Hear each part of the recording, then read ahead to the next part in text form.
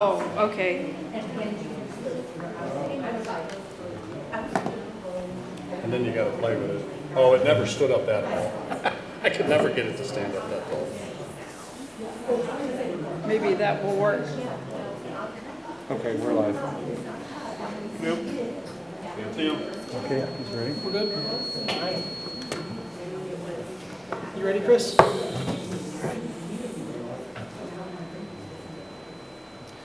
Excuse me, everybody. At this time, I would like to call the Springfield Local Schools Board of Education September meeting to order. Chris, could we please have the roll call? Mrs. Dodson, Here? Mr. Hofer, Here? Mr. Petrie, Here. Mr. Hess, Here, Mr. Lance. Here. all present. Will we please stand and do the Pledge of Allegiance? I pledge allegiance To the flag of the United States of America and to the republic for which it stands, one nation, under God, indivisible, with liberty and justice for all.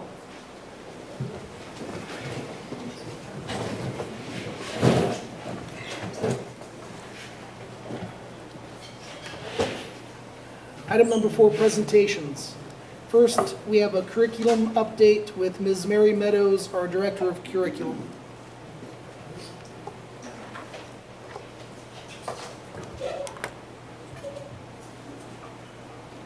Good evening, and thank you for your time tonight. One of the things that was said at the last board work session was you wanted an update of how the ESSER monies were being spent. So then you're probably sitting there going, why is the curriculum director standing in front of me talking about CARES money? And the answer is because I am the federal grants coordinator, which means I am responsible for all the grants. I'm the one who answers to the government or the entity that the government wants to about how we spend the money. And I make sure that we spend the money in the accordance that we are supposed to, that we say in the grants. So that is why I'm here. That's one of my job responsibilities.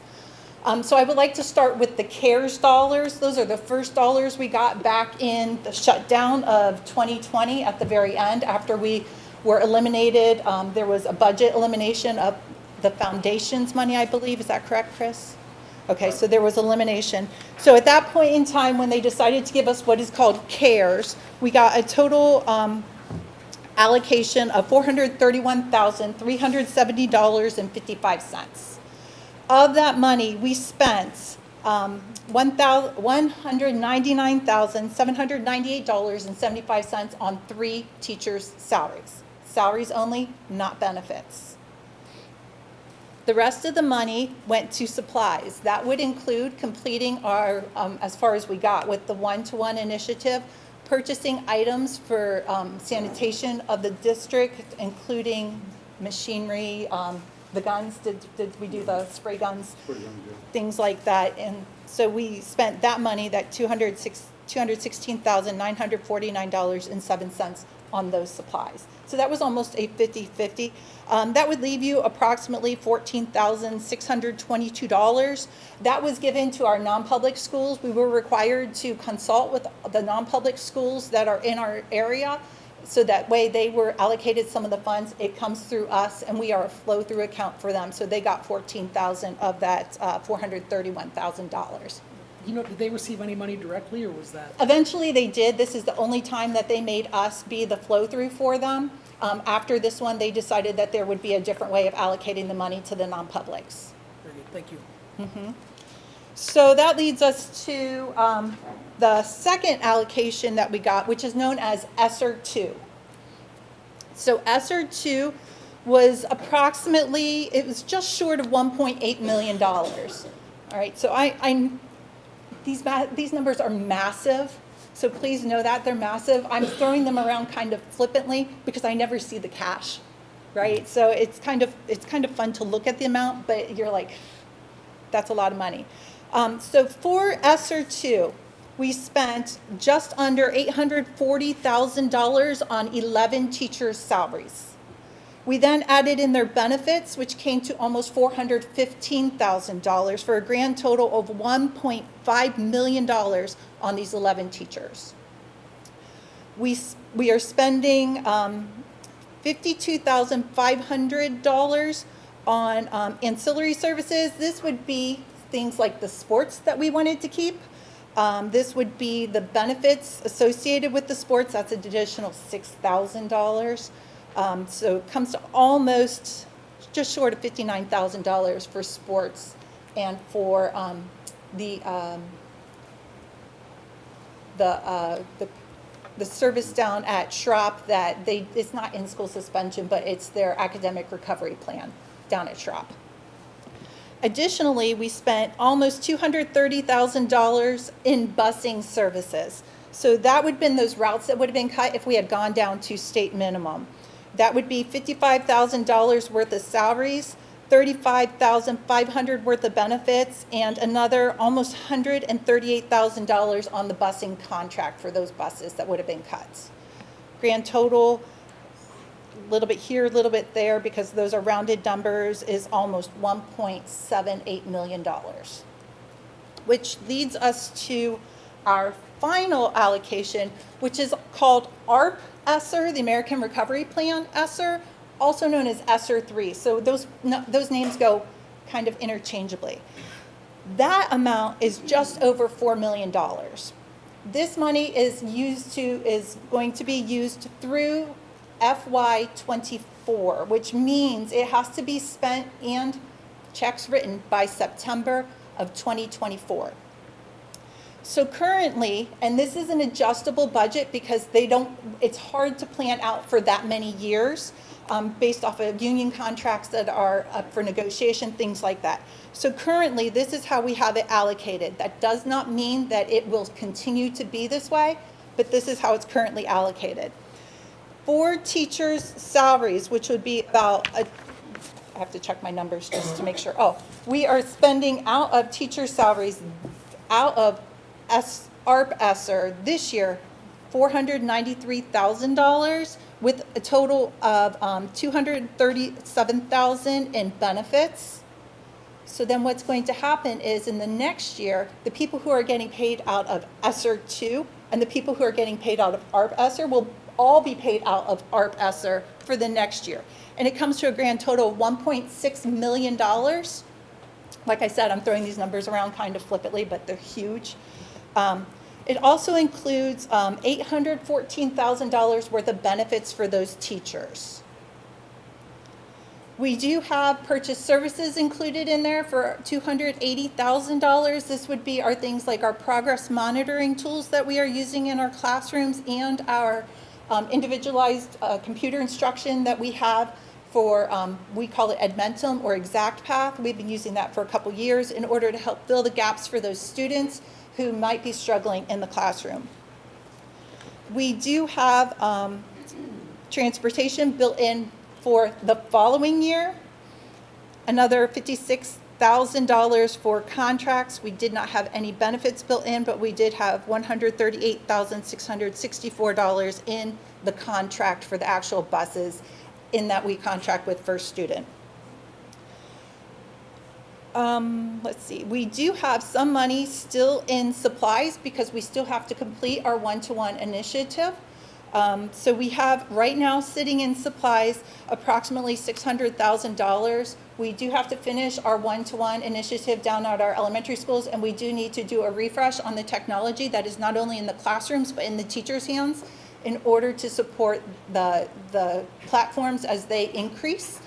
So we do have that, and we do have just a little short of $400,000 in capital outlay, which means we can do some things. Capital is anything over $5,000. So it could be, if one of those machines comes out to $5,000 and we have to replace it, that would fall under capital. So we have to keep it separate if it falls over that price point. All in all, hit and miss pieces, parts everywhere because it's not a perfect science yet because this one is not completely spent. We are looking at, once again, $4 million, just short of just a little over $4 million. And I will answer any questions I possibly can on this with all these large numbers. What we're going to do during my presentation is how it's going to impact next month's 5-year forecast and how it's impacting your personnel and your benefits, which represents 70 to 75% of your budget. So I'm gonna go over some of those things, how ESSER has basically gave us a life support, I call it, for 2 years. 2 years. But then, when the ESSER monies go away, my forecast gets rough again. So we're very appreciative of the money that we received. It saved teachers their jobs. It allowed the children to have the necessary tools. It allowed the teachers to get some necessary tools, so it's a good thing. Good thing for Springfield. Easy question. So this has been all been budgeted but not spent yet? CARES is spent. CARES, Yeah, that one's. ESSER 3. I'm just talking ESSER 3 is budgeted and we are starting to spend it. We're As starting to, we okay. have, right, this year, we have 7 teachers being paid out of ESSER 3 or Okay. ARP ESSER. Okay. Thank you for that, by the way. That was. Absolutely. There was a lot of questions out there, you know, hey, we got $6 million, why are we, you know, but it's not, we can't just willy-nilly spend that on anything we want. No, It's and gotta there's a be- lot of there's hoops. stipulations, there's, Correct. You're Right. only allowed to spend it on certain things. And then, just so the board is aware, I just went through a federal grants audit. They were supposed to be here in person, but because of COVID, ODE decided to make it what they call a desktop audit. And through that, I had to upload documentation to show how we were spending the other monies that we got and part of the ESSER dollars, because the ESSER were included in part of it. And it came out with 0 issues on it. So they were, they were fine with the way that we were doing things, but they keep an eye on us, so they always do. absolutely, someone has to. Thank you, Mary. The ESSER 2 money, when was the deadline to spend ESSER 2? ESSER 2 money has to be spent by September of 23. Okay, and it sounded like we had $20,000 or $30,000 left, so I assume we'll spend that? If we have any additional dollars, yes, they will probably, as long as this continues this way, they would roll over into the, I'm going to assume the salaries and benefits that are associated with ARP ESSER, because those, we know that those costs will continue to go up. If it's something else, then we would have a discussion about what the district needs that falls into the guidelines of the actual grant, and then we would talk about possibly allocating that money there. But that also includes, it's not as simple as I have an extra $30,000, I want to spend it here. It is, we have $30,000, we have to reopen the grant, we have to do a reapplication, they have to reapprove it before it can come back and be spent. Sure. I'm curious, do you know what other school districts are using this money for?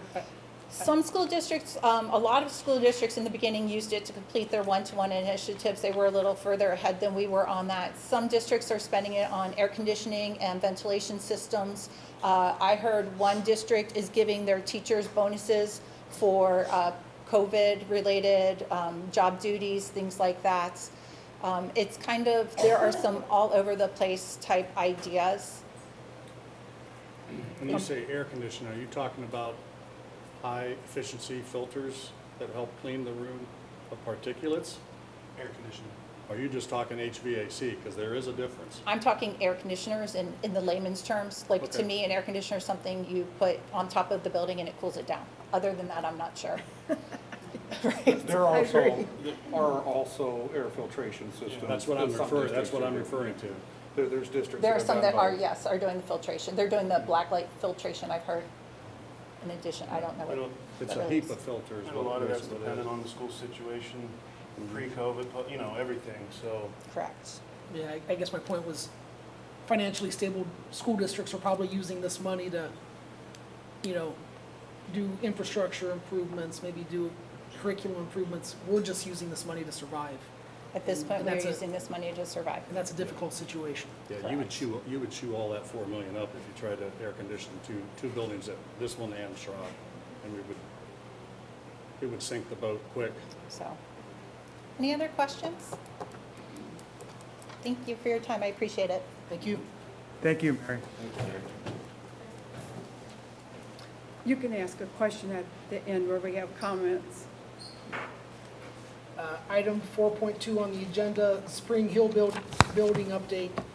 We have Ms. Jennifer Ganser, principal of Spring Hill. Good evening. Thanks for being here tonight. Luckily, we got a cooler day, or you would be seeing why we would want those air conditioners that those other districts are using for those ESSER funds. But no, it's starting to cool down, so that's a great thing. I'm very glad that I am not the one deciding where all that money goes. My focus on my presentation tonight is going to be on the advantages of having all of our preschool through second graders in the same building. I know that's been really hard on our district, and I know that was a very hard decision last year. It impacted me greatly because I was the principal of Young Elementary, but I am a firm believer that when change happens, you have to embrace it and move forward and look at the positives. So that's what I'd like to do tonight. So I'm going to start with the pros with class size and student consistency. It was very easy to equally divide the students in the grade levels this year. You know, we didn't have first grade classes over at one school might be 17, where first grade classes at another school might be sitting at 24. We no longer have that. We're able to equally divide those classrooms. It allows for grade level planning with more minds working together and consistency of instruction across those classrooms. It also allows us to have grade level meetings district-wide that can occur more frequently and not really have a need for travel anymore, like we always had to do in the past. One of our groups who benefit the most, I believe, from this change this year, from what I've seen, is our special ed population and our at-risk students, and here's why. We have a lot of environments in our building for our students with disabilities, you know, from more restrictive environments to less restrictive environments, and it helps us to really get those kids in the right environment for them.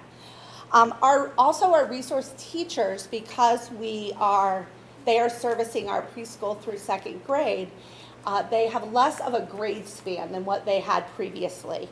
No longer do we have a classroom with first, second, and third graders in it.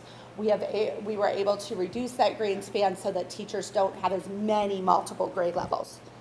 We're able to service those most at-risk students in the district with our Title I reading, because we're able to put all that district data together as one list and make sure our lowest readers are the ones who are benefiting from that. We also can benefit from our behavioral services from the Summit County ESC. I know primarily they worked over at Spring Hill a lot more than at Young School. So now when teachers need that resource of how to work with a child who might be struggling behaviorally, they have that resource right here in the building.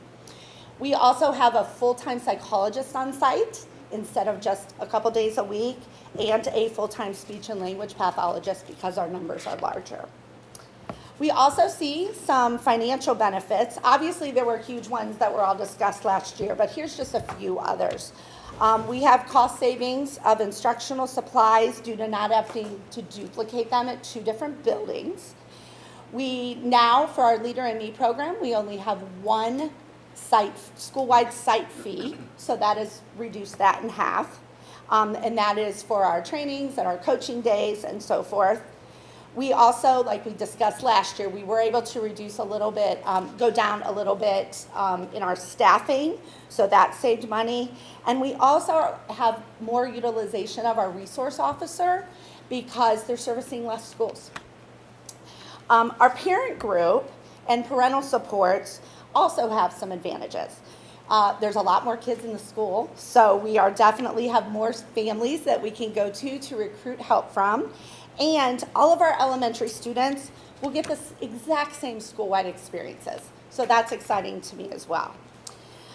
When it comes to our specials classes, we call specials, and what we mean by that is music, phys ed, and art. And our specials teachers no longer need to travel. These teachers used to maintain 2 classrooms at 2 different buildings. They now have 1 classroom that they're able to focus on. We were also able to return to a 5-day schedule as opposed to a 6-day rotation. And I know those of you here who had children in the elementary, that got really confusing sometimes. You know, you really wanted, it sounds easy, but you know, it's kind of nice to say Monday and Wednesday, wear your gym shoes. You know, you didn't have that 6-day rotation. So we also see some advantages there. And just a few more miscellaneous advantages that I'd like to share is that we're really seeing some of our technology issues. Obviously, with technology, you're going to have issues. And we're seeing them remedied at a much quicker pace. And I don't know if that's because there's 3 schools as opposed to 4, but boy, they're getting right on that and working as hard as they can. We also saw the integration of our leader, we're working on the integration of our Leader and Me and our PBIS approaches from the expertise from people from 2 different buildings. What's PBIS real quick? PBIS is Positive Based Intervention Systems. Our students also, and this sounds like a little thing, but it is not a little thing to a kid. They all have a place they can go for indoor recess. Because there is a cafeteria and a gym. I know the students who came from Young when it was raining or when those snowy days, they were spending all day in the classroom because indoor recess had to occur there. So that's a plus. We also, with the less buildings, we're seeing work orders completed at a faster pace. And our school routines can be more grade specific. And I really feel like all our students are experiencing more diversity now, because whenever you increase a size of the number of people in a building, it is going to be a more diverse community. So, but most importantly, the most important thing to me is students are having the opportunity to meet and grow with all of their elementary peers. So. Thank you. Penny? Thank you, Ms. Ganser. Do you have a question? Yeah, a couple. Sure.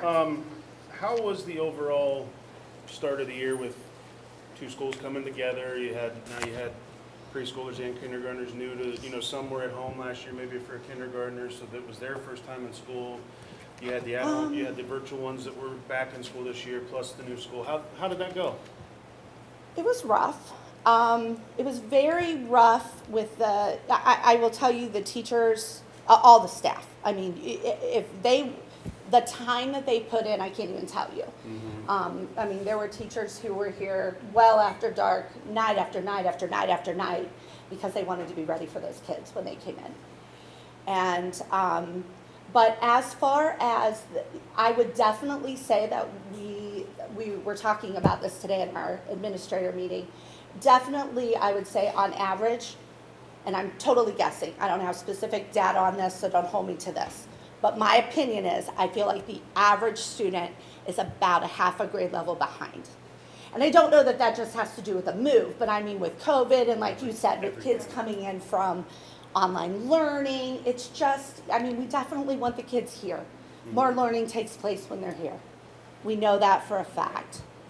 Busing, that was a real struggle at the beginning of the year, mainly based on making it's very hard to find people who would, are filling positions right now. It's hard to find workers.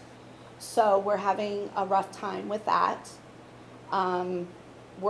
Every day we're starting most of our days trying to figure out how to fill our positions that are open.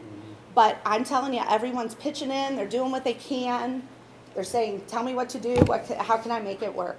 So we have great people fixing it, but it's been rough, if I'm being honest.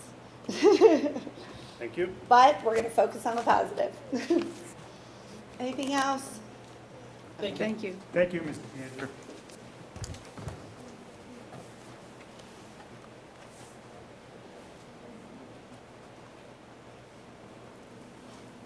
Item number 5, approval of minutes. It is recommended that the board approve the minutes of the regular meeting of August 17th, 2021, and work session of August 31st, 2021, Exhibits 1 and 1A. So moved. Second?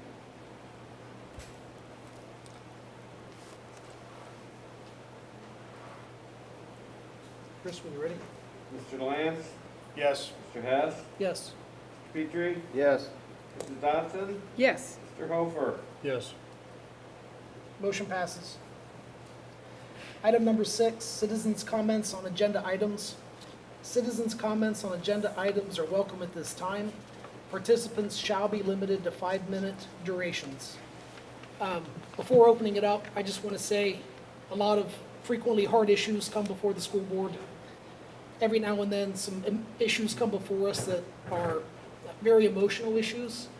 I think that one of tonight's issues is probably one of those in regard to masks, regardless of which side of the mask issue you're on. I just want to remind everybody to please be civil and respectful with your comments.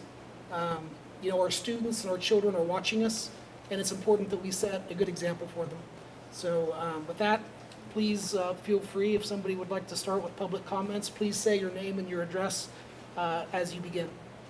Are there any public comments at this time? Yes, I see one in the back. Ms. Terry.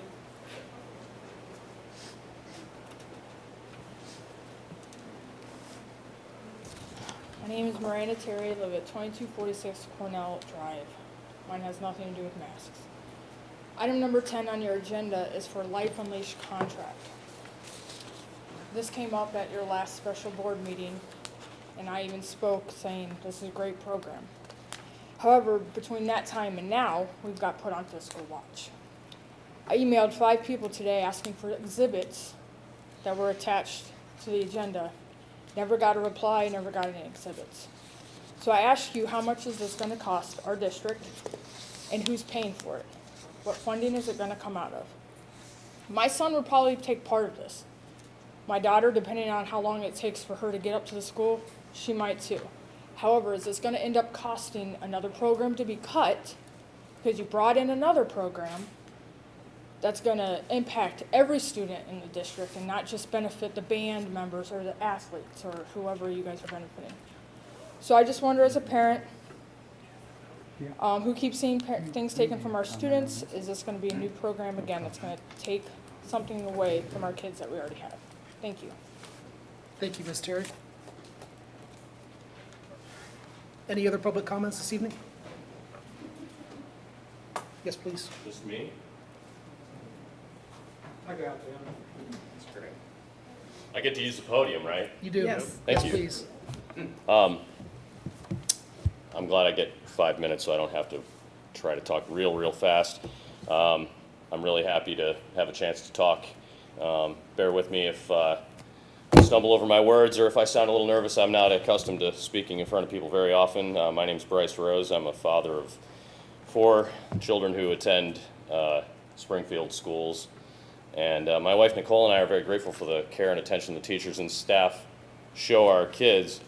My purpose here tonight is to be an advocate for as much liberty and normalcy as possible for my kids and all of the kids of the Springfield Township schools in the interest of their health and well-being. I firmly believe that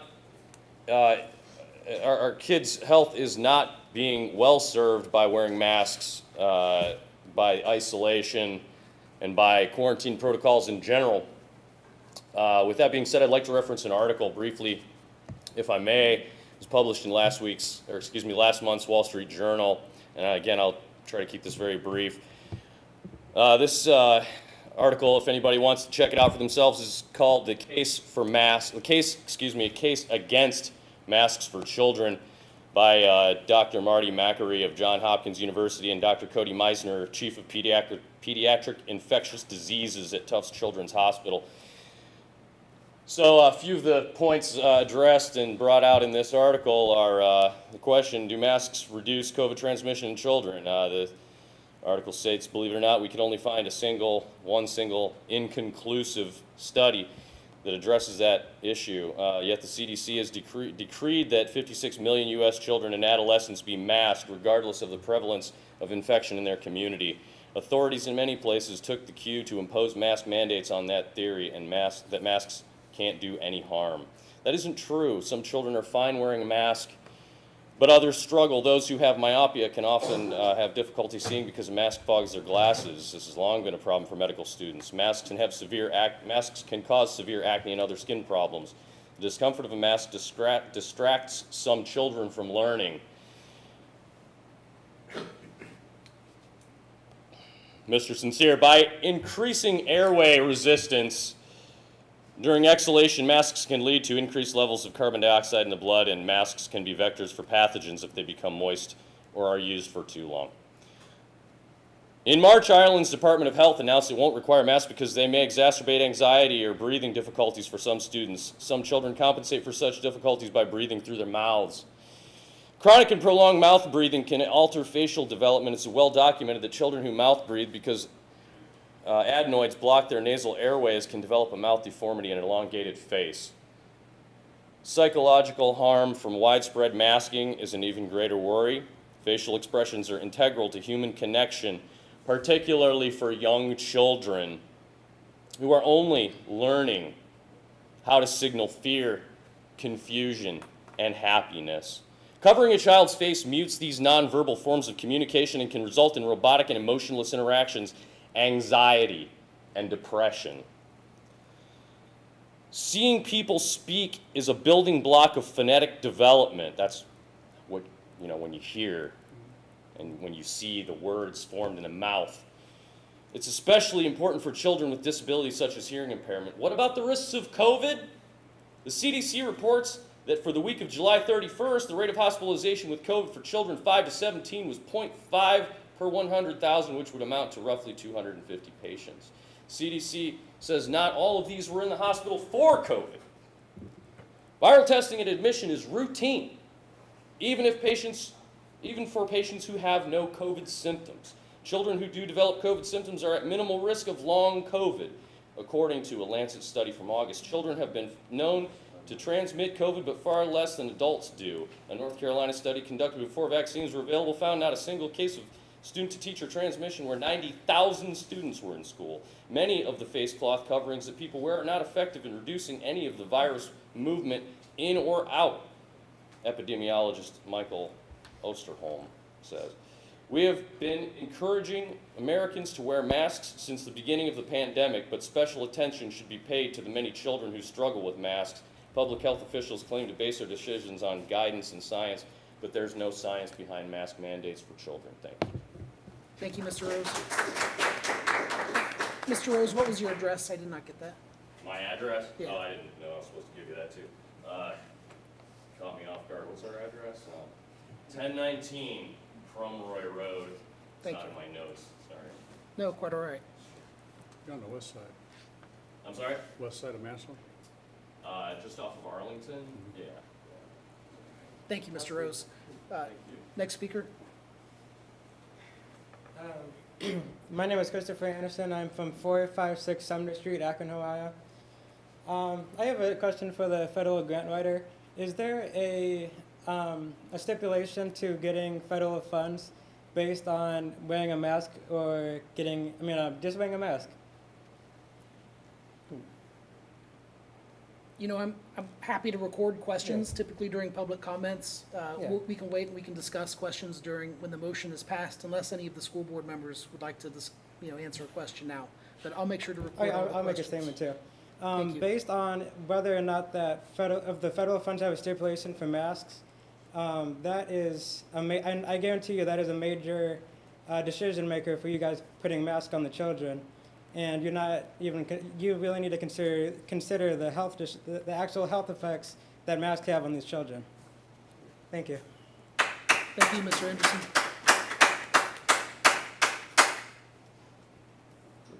Are there any other comments this evening? Here, here. One behind you.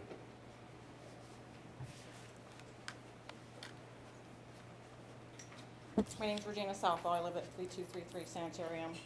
I would like a mask mandate. In my view, it's the only way to keep the kids learning in person. I have seen all different scenarios up close. My kids were home for the first semester last year doing remote learning. They were back in person wearing masks for the second semester, and I've been a substitute teacher in many classrooms, and I've seen the struggles that masks create. After a year and a half listening and understanding firsthand both sides of the mask debate, I firmly believe that wearing a mask is the best thing to keep our kids in person. Our kids are falling behind. We can only control so much of that. In-person learning is by far the best way to keep them on track, and everyone wearing a mask is the easiest way to keep kids from needing to quarantine. As we know, high quarantine rates force remote learning, even if people aren't getting sick. If Schropp students had been masked last week, we probably would have stayed in person. My kids don't like masks, I don't like them. It's definitely hard to communicate, especially for substitutes like myself that don't know the kids as well. But once it's on, you get used to it pretty quickly. If there was a mandate, we could let them have small breaks. They could take it off for recess. They could take it off for a couple minutes as they go to the bathroom by themselves, or when distancing is easier. But please, we have to give the kids the opportunity to stay in person. We have to give them a chance to say, I don't have to miss school because my friend who is sick had their mask on, or I had mine on and now I don't have to, the school doesn't have to close. That's all. Thank you. Thank you, Ms. Sefferle.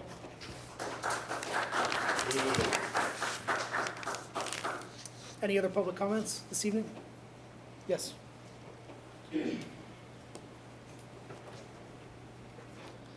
Hi, my name is Nicole Rose. I live at 1019 Cromwell Road.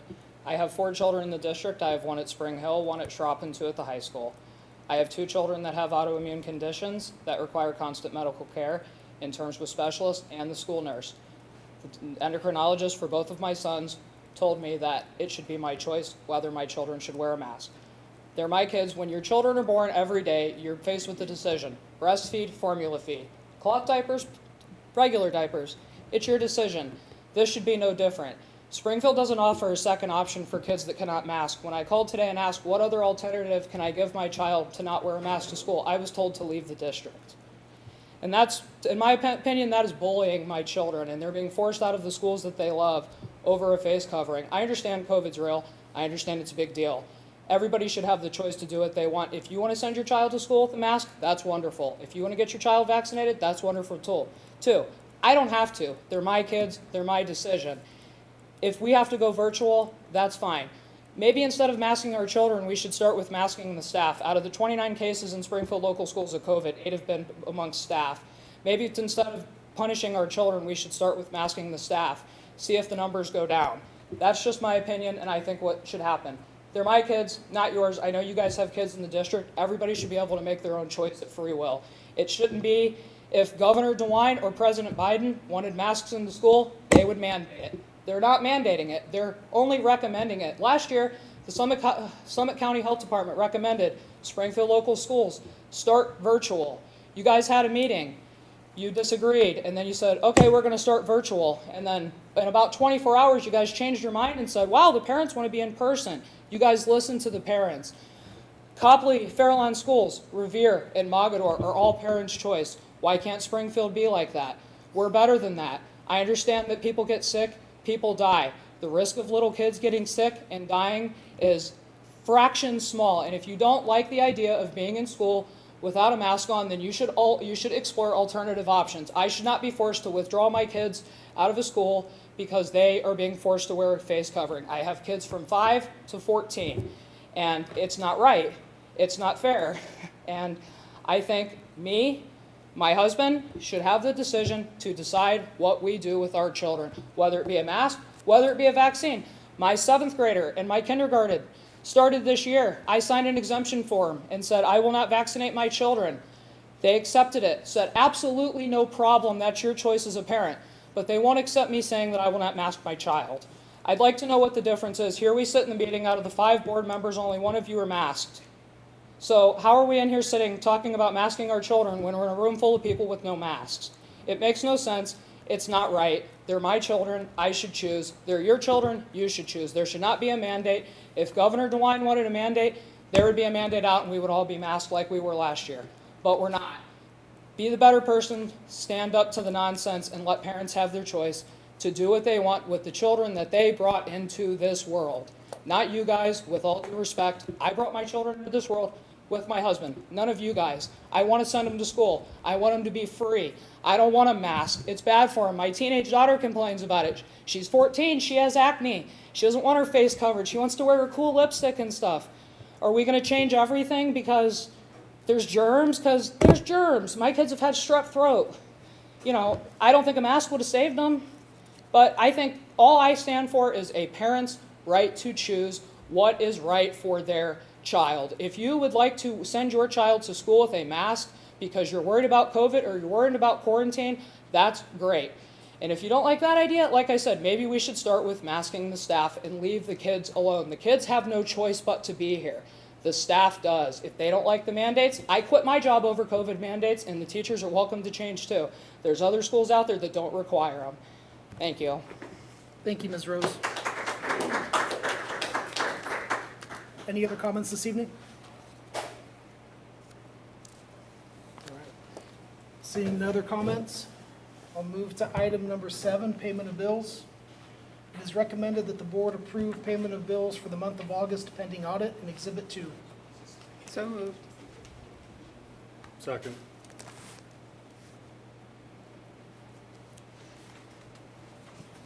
Mrs. Dodson, Yes. Petrie, Yes. Mr. Hofer, Yes. Mr. Hess, Yes. Mr. Lance. Yes. Motion passes.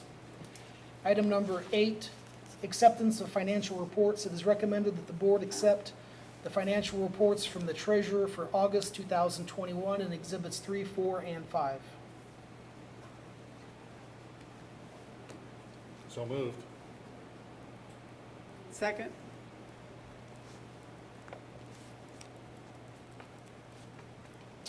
Mr. Hess, Yes. Petrie, Yes. Mrs. Dodson, Yes. Mr. Hofer, Yes. Mr. Lance. Yes. Motion passes. Item number 9, personnel. It is recommended that the board approve the following personnel items. 9.1, accept the resignation of teacher Peter Geis effective the 2021-22 school year. 9.2, resignation, accept the resignation of teacher Taylor Simonson effective the 2021-22 school year. 9.3, resignation, accept the resignation of classified employee Tiffany Worsler effective September 18th, 2021. 9.4, resignation, accept the resignation of classified employee Dana Bowl effective September 30th, 2021. 9.5, family medical leave request, approve a family medical leave request for certified employee Patty Davis beginning August 25th, 2021 for approximately 12 weeks. 9.6, unpaid leave of absence. Approve an unpaid leave of absence for classified employee Jennifer Stubbs beginning August 16th, 2021 through December 31st, 2021. 9.7, unpaid leave of absence. Approve an unpaid leave of absence for classified employee Joanna Hanshaw beginning August 16th, 2021 through December 31st, 2021. 9.8, employment. Reassign classified employee Denise Amundson as a 7-hour teaching assistant at Springfield High School and Junior High per the negotiated agreement pending proper licensure effective August 23rd, 2021. 9.9, reassign classified employee Matthew Schulte as a 2-hour educational assistant at Schropp Intermediate per the negotiated agreement pending proper licensure effective August 23rd, 2021. 9.10, reassign classified employee Charlene Sullivan as a 6.5-hour teaching assistant at Schropp Intermediate per the negotiated agreement pending proper licensure effective August 23rd, 2021. 9.11, employment. Reassign classified employee Jessica Wright as a 4.5-hour bus monitor on Route 43 per the negotiated agreement pending proper licensure effective August 18th, 2021. This is in addition to her educational assistant position. 9.12, employment. Reassign classified employee Nanette Pelkey as a 2-hour cafeteria employee per the negotiated agreement pending proper licensure effective September 7th, 2021. 9.13, employment. Reassign classified employee Lisa Gaynor as a 7-hour TA at Springfield High School and Junior High per the negotiated agreement pending proper licensure effective first day assigned. 9.14, employment. Reassign the following as everyday reading program teaching assistants pending proper licensure effective September 16th, 2021. Amy Ternosky, 3.75 hours. Danielle Anderson, in addition to EA position, 3.75 hours. Rebecca Bittinger, in addition to EA position, 3.75 hours. Jennifer Stubbs, 2.5 hours. Tabitha Cunningham Radzik, in addition to TA position, 1.25 hours. 9.15, employment. Reemploy Jessica Scarpitti from the reduction in force list per the negotiated agreement with OAPSE 530 as a 4.5-hour routed bus driver on Route 61, pending proper licensure, effective the 2021-22 school year. 9.16, employment. Employ Jan Kidd as a 6.5-hour teaching assistant at Schropp Intermediate per the negotiated agreement, pending proper licensure, effective first day assigned. 9.17, home instructors. Employ the following as home instructors for the 2021-22 school year, pending proper licensure. Raylan Craig, Leona Cable Baldinger, Lisa Brown. 9.18, LPDC committee members. Approve the following certified staff to serve as LPDC members for the 2021-22 school year, per the negotiated SLACT agreement. Dana Floyd, Jenny Ganzer, Kelly Humanansky, Mary Meadows, and Kim Wood. 9.19, district leadership team. Approve the following teachers for the district leadership team, DLT, per the negotiated agreement. Denise Fries, Michelle Hanna, Michelle King, Holly Reed, Dina Scrimo, Melanie Smothers. 9.20, building leadership teams. Approve the following teachers for building leadership teams, BLT, per the negotiated agreement. High school and junior high. Elizabeth Kreitz, Ashley Fraley, Matt Graves, Michelle Hanna, Kelly Humanansky, Lindsay Ibos, Michelle King, Stacy Manzo, Amy Owens Hartman, Heather Phillips, Jennifer Smith, Melinda Weekland, and Michelle Zargis. Schropp Intermediate. Christine DeLauro, Dana Floyd, Tracy George, Holly Reed, Melanie Smothers. Spring Hill Elementary. Wendy Bluey, Denise Fries, Jen Hoskins, Christy Hubert, Paula Murphy, Dina Scrimo, Lisa Stout, and Brett Zimmerman. 9.21, Friday School Monitors. Approve the following to serve as Friday School Monitors for the 2021-22 school year at Springfield High School and Junior High at the rate of $20 per hour. Bo Grubbs, Lisa Brown, Tim Cole. 9.22, non-sport supplemental contracts. Approve the following non-sport supplemental contracts for the 2021-22 school year per the negotiated agreement, pending proper licensure. Amy Owens Hartman, High School Student Council split contract 2%. Lisa Brown, High School Student Council split contract 2%. Annie Knight, National Honor Society 3%. Amy Owens Hartman, High School Yearbook 5%.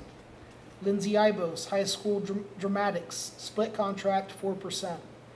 Ashley Fraley, High School Dramatics, split contract 4%. Melinda Weekland, Senior Class Advisor 4%. Stacy Manzo, Senior Class Advisor 4%. 9.23, non-sport supplemental contracts, band booster funded. Approve the following non-sport supplemental contracts for the 2021-22 school year per the negotiated agreement, pending proper licensure, and are paid once funds are received in full from the band boosters. Jack Elliott, Summer Percussion Instructor 9%. Sandra Peters, Color Guard Instructor 5%. May I have a motion, please? So moved. Second. Any discussion? I have a question. We had one of the items where an unpaid leave of absence is being asked to be approved from August through the end of the year, or the end of calendar year 2021, December 2021. But then we also, a few items later, are reassigning the same employee. Can someone explain that? The reassignment occurred before the leave of absence, so they were bid into a position and then request a leave of absence, which they're entitled to under their contract. But the leave of absence is from August 16th. So they bid back in August?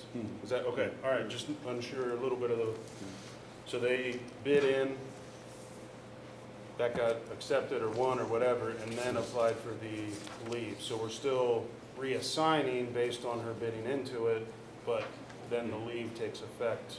So she's been out all year. Correct. Okay, all right, thank you.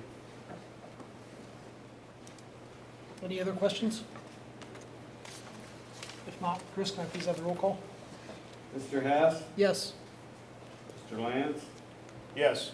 Mr. Hofer, Yes. Mrs. Dodson, Yes. Mr. Petrie. Yes. Motion passes. Item number 10, service agreement, Life Unleashed. It is recommended that the board approve a service agreement with Life Unleashed to provide speaking and performance coaching services for students during the 2021-22 school year in Exhibit 6. So move. Second. Discussion, please. I'm not real sure that this is going to be the best thing. I've heard from a couple people that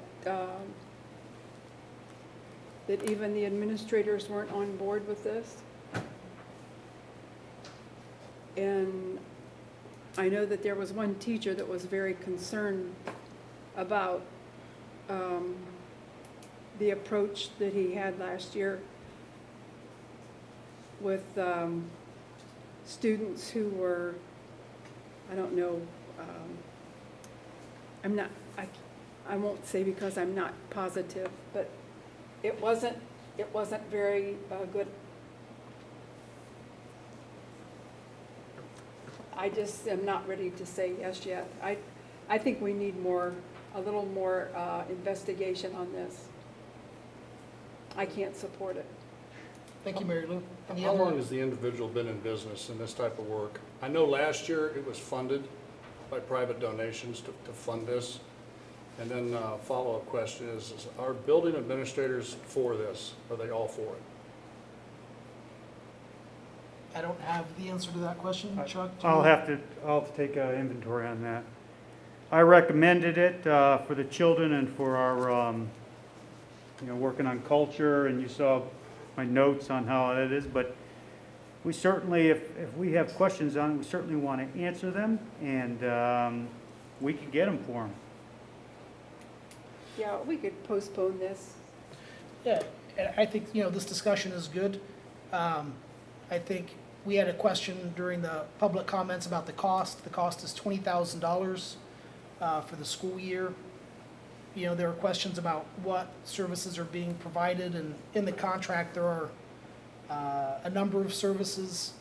I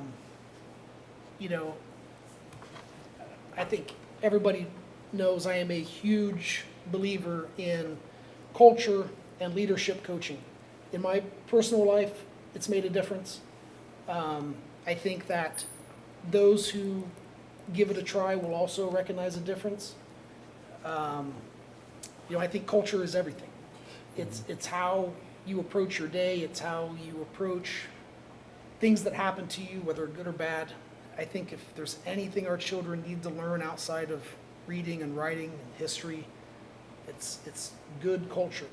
It's self-discipline. Self-discipline is a part of good culture. It's how you react to situations. It's how you react to others. It's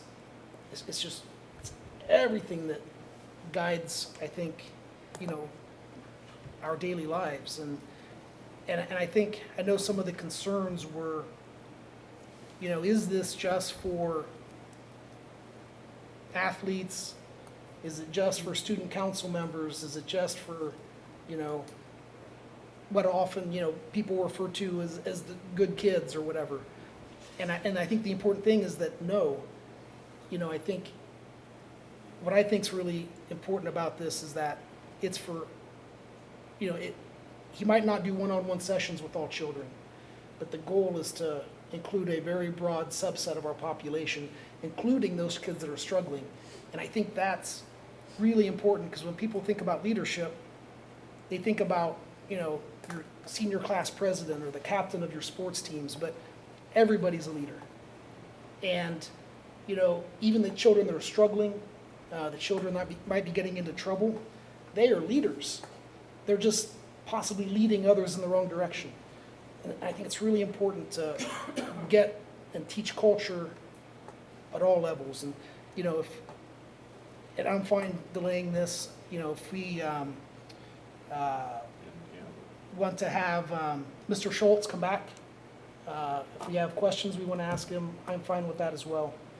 All the feedback that I got was very positive from students that were involved before, and former Lickmore Mayor, Rick Justice, had a real positive letter that he sent in support of the program. I think he was part of the funding of the last session. He was. I'm also prepared to approve it, 'cause I think it'll be a good thing for our kids. I agree, Neil. I'm on all those things for our kids too. I think esteem needs to be built in all kids, because sometimes they don't think they have worth, and that's, I'm just saying that there's a couple of things that have brought up a red flag to me, and I would like those clarified before we commit ourselves. Then I'm fine with that. Anybody else have thoughts? Yeah, I agree that there needs to be a culture change in that, but I also learned something a long time ago, that usually the people that work with our students or work on a floor will know our students the best. Now, I have an issue with us spending that kind of money right now, as we just got tagged by ODE to go to Fiscal Watch. I know, Chris, you're going to update it, and I talked with you Monday about that. And I talked with Mr. Schultz for 30 to 45 minutes after a meeting. A lot of things I like line up with my beliefs, his beliefs. But I think collaboration among our teachers that are in front of our students day in and day out will pay the biggest dividends. Now, maybe we need a facilitator at some point down the road, but I would agree with Mary Lou that we delay this vote for further talk. And I've looked at it hard. Sometimes just motivational speakers won't initiate culture change. I think that needs to be deep-rooted in our workforce, in our teachers, and they see that in our kids. That's why we have district leadership teams. That's why we have building leadership teams. I'd like to see some collaboration in that respect and move culture forward that way. At this time, I would not vote for it. I would not be in favor of it. Thank you, Dave. I also want to say, I know we have our Leader in Me program in our That's very good. youngest grades. It's a great program. I love it. Work with my children with it. But the thing that I don't like is that we don't have the funding to continue it. After, what is it now, the second grade? So, with culture and leadership and self-discipline, you have to teach it daily, year in, year out. Even as an adult, I still have to learn it. We all have to learn it, because if you don't, you kind of backslide. Well, then maybe the focus then, instead of dropping it after second grade, look to continue that type of leadership training from grades 3 and on, instead of just bringing in a promotional speaker. I think you've got to look at that option.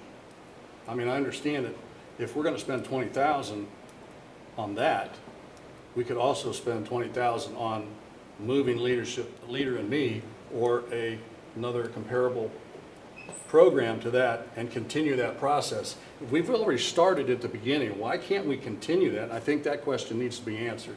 And I think our staff and our students and our parents will answer that question for us. I have asked that question, and Leader Through Me is advertised as K through 6. I have been part of it, as Neil have with our young children. I was invited here early on in the program as well. In my opinion, it's a very young program. And now that we do have all our elementary K through preschool through 2, I think it's going to really get left off now, because not only is your 3 through 6 in another building, but to me it is a very young geared program. A lot of song singings. What are the habits today? Look, I think some of that, especially for a 5th, 6th grader, the older range of that, I think that's going to kind of in one ear out the other. They're going to kind of 5th, 6th grade, they start to make fun of a lot of things. They start to, this is stupid, I'm too old for that. You're 10, you're 10, 11, 12. So I think this program, and I wanted to read through some of the highlights of this program. It does go down to 3rd and 4th grade. Now, could something like this maybe be a little too old for 3rd to 4th, 5th graders? Possibly. To sit a 3rd, 4th grader down and just listen to a speaker, sometimes that may fall on deaf ears. It may get boring. Some of these are, now these say 3 hours, 2 hours. I don't know if that's a 1-2 hour session or a couple 1 hours. But that's kind of my thought on the Leader in Me. It's a younger program. Is there something else like that? I don't know. 2 questions on the cost, both. What is the cost of the Leader in Me program that we pay yearly? We do not, right now, like when we initiated, very costly. I think Originally, when we got it, we had grants through Panda Express through leader.org, and they covered the majority of the cost. At this point in time, it costs $5,000 to continue the Leader in Me service, just to use their licensing and continue to say that we are a Leader in Me school annually. What is the cost to onboard a new school? So if we wanted to take Leader in Me to Schropp, what would be the cost to do that? I don't know the cost right now, and but I know when we wrote the grant at Young's School, we were given $40,000 for the first 3 years of the training. That's what we wrote the grant for. And the thing that Leader in Me does is before you do anything with the kids, you train the staff. Because it's all about the staff, creating those leaders within the staff, because you have to model that in order to change a culture. I agree with whoever said, yeah. But I will tell you that it's elementary at the elementary level because we're at the elementary level. Right. That it would look totally different at an upper level. Okay, and that could just be something We that... make it elementary and sing-songy because that's how you connect to elementary children. You certainly wouldn't do that in the lower grades. Right. When we entered into Leader in Me years ago, it was just up to 6th grade, and Franklin Covey has spent enormous amount of time and energy making that actually all the way up to high school. But I do not know what it looks like at the high school level. So, I guess one thing I'd like to point out, and I've talked to a few individuals on this, is, initially it cost $40,000, now it's $5,000 a year. That is to teach our staff to perform the Leader in Me program. That's something outside of the normal workday. I would kind of think preparing for that. I don't know exactly, but this potential new program, this would be as Mr. Hofer put it, a speaker coming in, which could free up a teacher or 2 or 3, depending on if it's a class in the auditorium. It could free up some time for some teachers. Just some thoughts on mine. Again, it does reach a wide range of people. It's not, when it was first portrayed, it was, it's for the athletes, it's for the student leaders. There's Student Leadership Roundtable. There's a 3rd, 4th grade and a 5th, 6th grade retreat. They call it a retreat. There's 2 programs it's called Crossroads, which is for considered at-risk students, both in the high school and middle school. There's a spring athletic teams roundtable, cross country, golf, football would not be spring, boys soccer, girls soccer. Oh no, I'm sorry, it's Springfield. I was reading spring. There are a total of 19 hours, and we've talked about this, Dave. There's a total of 19 discretionary hours. I think those could be used for staff and admin to have some sessions to work on the culture there, possibly as well. There's a 7 through 12 student retreat, 5 through 6 student retreat, winter basketball or winter sports, senior transition. That's for seniors. 6th grade transition, going from 6th grade to 7th grade. You're going from up here back down to the bottom again. I think that could be very useful. Passing the torch for your student leaders that are graduating. A 2nd grade transition, again, now we're going from 2nd grade into 3rd grade. You're moving schools, you're back to the bottom, you know, the totem pole, a spring group. So those are just some of the ones, or those are the ones listed in the contract. My last question, comment on it is, when I initially brought this up to have the work session, there was that $600 million state budget that was doubled to almost $1.3 billion. Is this something that we can, or we are, or we should be pulling $20,000 from that? To me, $20,000 from a $1.3 billion budget, that seems, I mean, it's just me taking a 5 out of my pocket and it's done in relation. Is that something we can pull from, or we are?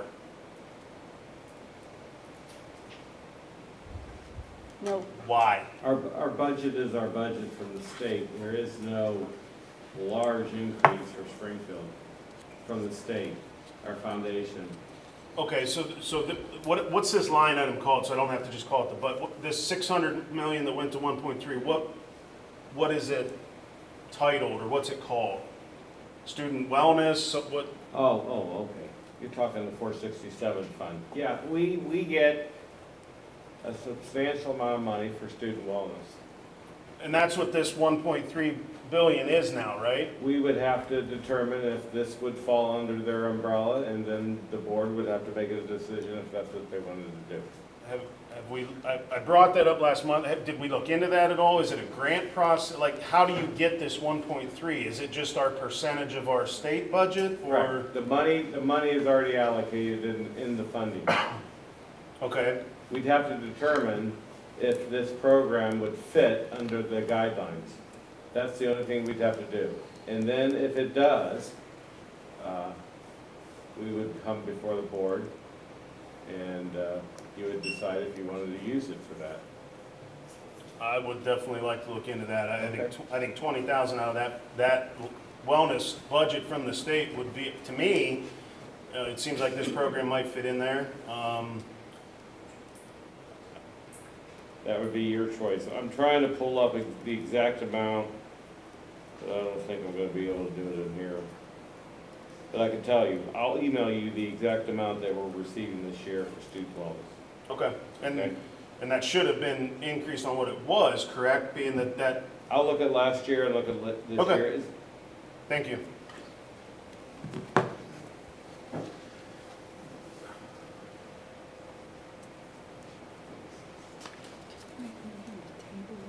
Based on what you're describing, I'm pretty confident that that program would fit into the student wellness guidelines. That's my thought on it. Yes. Again, you get into state stipulate, just like ESSER money that Ms. Meadows was talking about. There's stipulations, hoops to jump through, I get that. But to me, a leadership program seems like it would fit right in the student wellness. I would point out as well, I am for spending the $20,000 if we can't get it out of that. I think this is something that this district, the students, the community, the staff, the admin, I think it would benefit a great majority of persons. Well, we have a motion and we have a second. Yeah. There's two ways to go about this, and Yeah. you're gonna have to figure out how. Could I make a motion to postpone until our next regular meeting, October the 19th? And I'll second that motion. All right. Just before we vote on that motion, I will make a note here. Motion to postpone.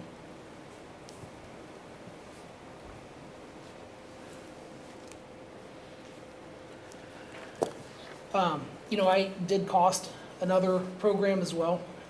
It's through a program called Focus 3. It's actually a leadership and culture coaching company that I personally like a lot and utilize. Their costs were significantly larger. They kind of take the other avenue where they teach the teachers, the staff, and then have the staff trickle it down to the students. You know, my feeling is we need something. You know, we need to be teaching our children culture and leadership and self-discipline in ways that we're not currently doing it, and at levels that we're not currently doing it in. You know, I look at this contract and I do think that it looks to me like if it were canceled within 10 days of a, in 10 days of a scheduled date, it looks like, you know, we would just have to reimburse them costs, if I'm reading this correctly.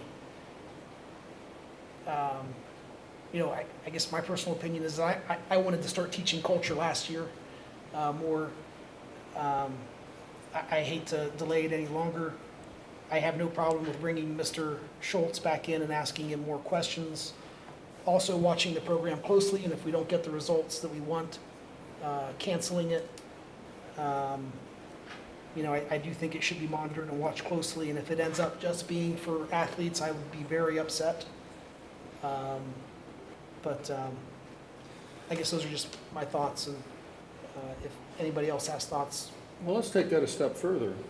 If you're talking about teaching culture, is there not an opportunity then to change that in curriculum and incorporate that into our curriculum in our school system? That's a question you're going to have to answer because it's directed at the curriculum department. We just cut our curriculum. Well, I understand that, but if we can teach it more effectively through curriculum, that might be the way to go. And the only reason I say that is because you said that when you monitor that or teach it down, trickle down through our students, that would be another avenue to do that. But without something to guide the teachers on it, what are they teaching? Well, that would come through the curriculum. You'd have to settle on something. Maybe that could be a long-term effect that could go through all of our grades and all of our school buildings. You know, I would love, I mean, I've long thought just a class teaching culture every day, an immersive class would be a great thing. I know, I mean, we can barely keep the classes we have, so I'm not recommending that we add another one, but, you know, I would love to see it taught at all levels.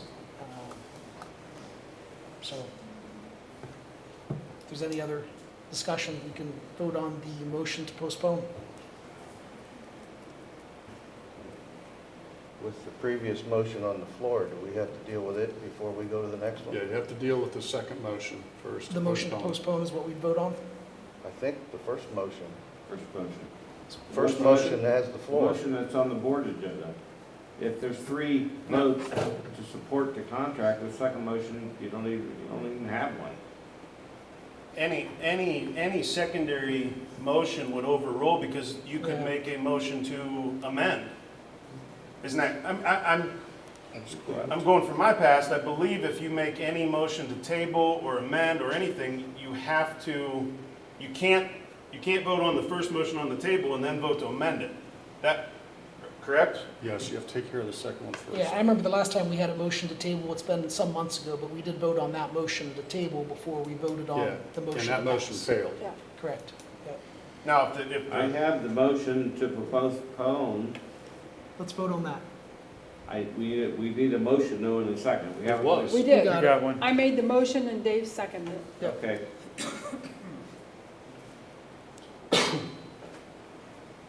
It just makes it very, no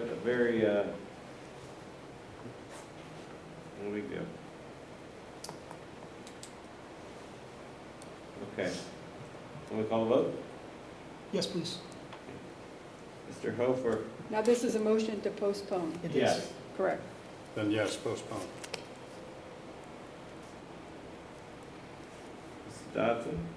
Yes. Petrie? No. Mr. Lance? no.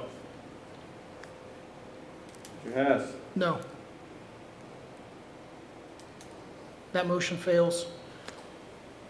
Now we'll proceed with a vote on the original motion. I can read it again. It is recommended that the board approve a service agreement with Life Unleashed to provide speaking and performance coaching services for students during the 2021-22 school year in Exhibit 6. I think we already have a motion for Chad and Larry. Mr. Lance and Mr. Petrie. I was just rereading it, Okay, this is the second motion. yes. Mr. Hofer, No. Mrs. Dodson, No, Petrie, Yes. Cass, Yes, Lance. Yes. motion passes.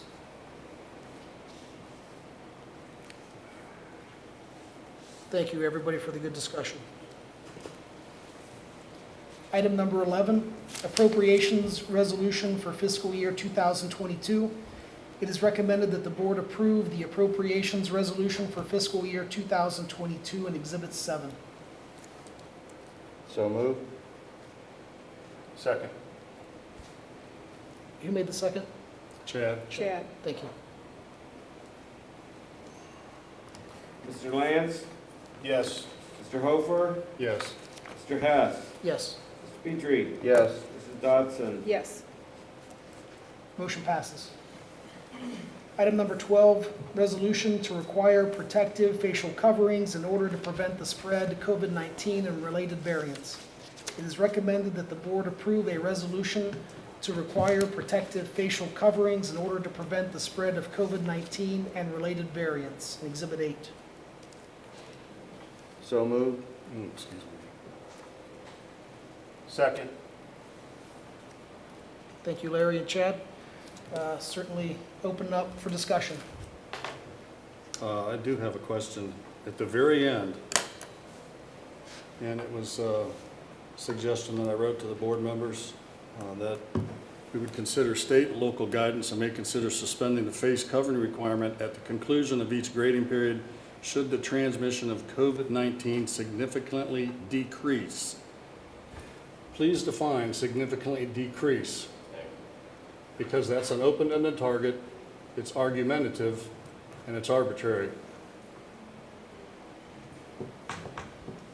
Is it, as in May and March of this year, when the numbers dropped on the ODH calendar to where it was acceptable to take masks off? Or does this arbitrarily mean that certain people only in administration will make the recommendation and then the board will not have follow-up to it? That's open-ended to me, and as it reads with those two words, I will not support that. Unfortunately, we're in a tough situation. I am not a mask person per se. I don't like them at work. I have to wear one. And I went through it. I was high risk. I got it. It was interesting. There comes a point when we look at the collective whole body. And like I say, I'm not a mask person, and I don't like the resolution, but I think at some point in time, if we're going to keep absentee rates of 25% and teachers escalating out of control where we went remote for 2 days, which is another interesting discussion, we're not going to get a whole lot learned across the table. Remote, most districts do not have a remote option this year, because we found out at the end of the grading period, I had teachers pleading with me, no online this year, Mr. Hofer, please. I said, send me data. And the data was extremely eye-opening. So we're left with being in school. And if a mask, however efficient or not efficient it is, and if I can save the life of possibly one student, then I say yeah. But I have to have a definition better than significantly decrease, because that's open and arbitrary.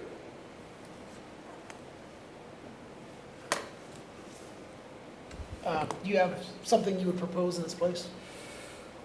Well, I would think you would either, because as soon as I said that, everybody's sitting here, whether you look at it as a percentage or not, I may say 50%. Someone may say 100%. So what's the right number? And as controversial as this is, we will not make everybody happy. We vote one way, we'll have anger. We vote another way, we'll have anger. We'll have happiness, anger.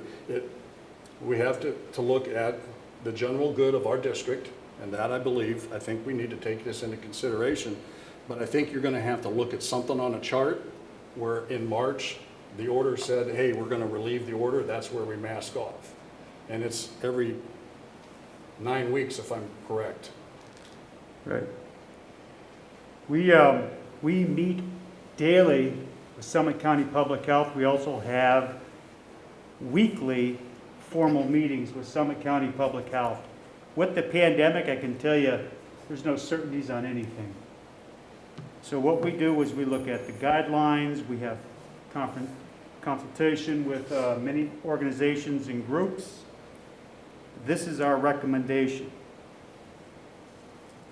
Well, significantly decreased doesn't define to me what that recommendation is gonna be, because somebody can say, as another public entity, it's not good enough.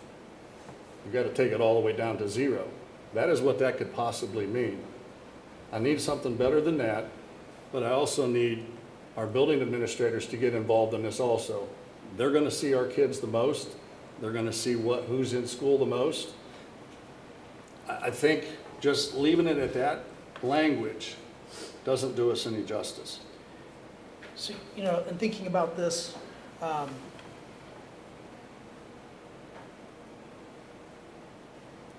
for me, it's a matter of keeping our kids in school. I agree, Neil. And, yeah, I'm not arguing that with you, Dave.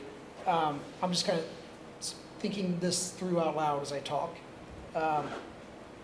You know, I think it's something the board has to mandate. It should be something the board at some point probably votes to revoke based upon the recommendation of the superintendent. You know, so I don't think you can put a percentage decrease. I think it just has to be when the superintendent, based upon guidance received, makes a recommendation to the board to remove any type of mask mandate, the board's gonna have to act on it, and either agree or not agree with the recommendation of the administration. So I don't, you know, I can't think of any language we could put in here that would be a line in the sand for when we mask or not mask. Especially because, again, from my perspective, it's a matter of keeping our kids in school. And, you know, I don't think we can keep our kids in school without masks. I've talked to staff at all levels. You know, my children were home. One of them was home last week. I think if we don't mask, we're going to be remote learning, and I don't think that's good for kids.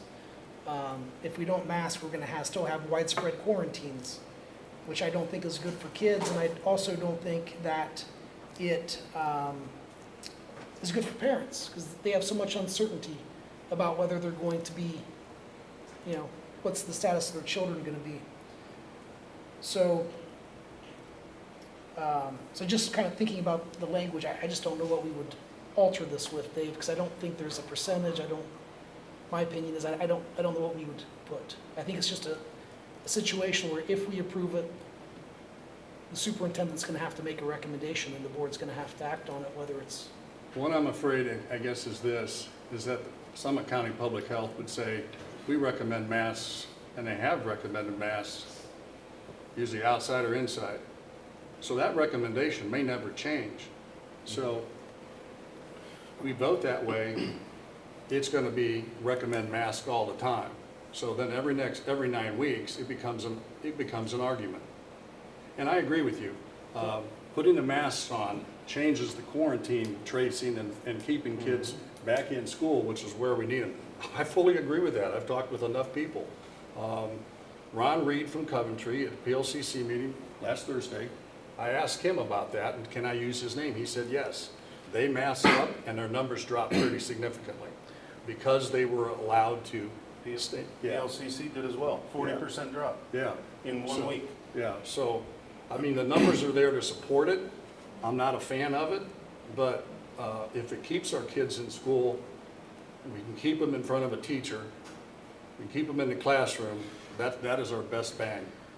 Like I said, I'm not But, so that language bothers me. Yeah, do we know how Portage Lakes is, you know, or do we know what their litmus is for returning? Do they have a certain? It's just gonna be reviewed. It's just gonna Yeah. be, I think that's Yeah, really. Well, And She continually monitors. I kind of agree with you, Neil. That, I mean, I'm looking at some numbers here, and I wanted to pull them up and share these numbers.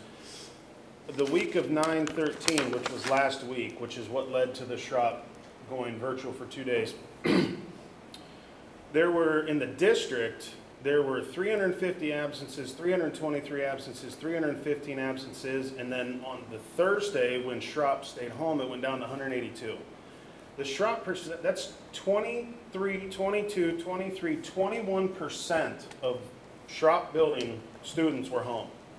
Whether it was quarantine, whether it was a doctor's appointment, whether it was a dentist appointment, this isn't listing, this was quarantine only or COVID only. That's, I mean, 22% of students absent, that's 22% of kids that aren't learning anything because they're That's right. quarantined. They're not That's learning right. anything. That's right. Now, in what you said, Neil, I don't know, district-wide, it was 15%, 17%, 16%. 16% of Springfield's district is out at home. They're not in a classroom learning. They're not doing anything. I don't want to put in this proposal that when we hit 10%, we take them off, or we hit, you know, back when Governor DeWine finally got rid of the mask mandate for the state, it was something like 50 cases out of 100,000 or something, and everyone thought, well, that's outrageous, we'll never hit it. Well, we did. I don't want to put a number to it. I'm okay with it as it is because it was kind of recommended to us without we hit 25% or we hit 21, like there wasn't a number that we hit that said we wanted to put the mask in. I don't think we can put a number on it to hit, to go away from it. I had a couple notes jotted down here tonight, both from a board member, a parent, an athlete parent, and everything. We had over 60 kids, 60 band members not get to participate in their alumni night because they made a choice not to wear a mask from the high school to the Schropp building for like a pep rally. Somebody tested positive, quarantine, shut them down. You know, I feel bad for those kids. Alumni night is one of the biggest things for them, and they didn't get to participate. We've had a football game canceled, a varsity football game canceled. We've had, I know specifically, we've had junior high volleyball games canceled at the beginning of the season because of contact tracing. My daughter came home and looked at my wife and I and said, I'm going to wear a mask until her vaccination, until she's considered fully vaccinated, so she could not have to quarantine and participate in school and participate for her volleyball team. She made that decision. My wife and I had already talked about it, but a 13-year-old girl came home and told me that. She wanted to take responsibility for her team that she committed to put on a mask. And obviously we said yes, we were thinking about it anyways. I guess one thing I had to take on being on the school board is being the bad guy, good cop, bad cop, whatever you want to word it. I know for a fact that there's parents out there. Is there a problem? No. Okay, because everyone showed you respect when you were speaking. Well, so, no? Maybe they did. Go ahead. So, I'm okay being the bad guy.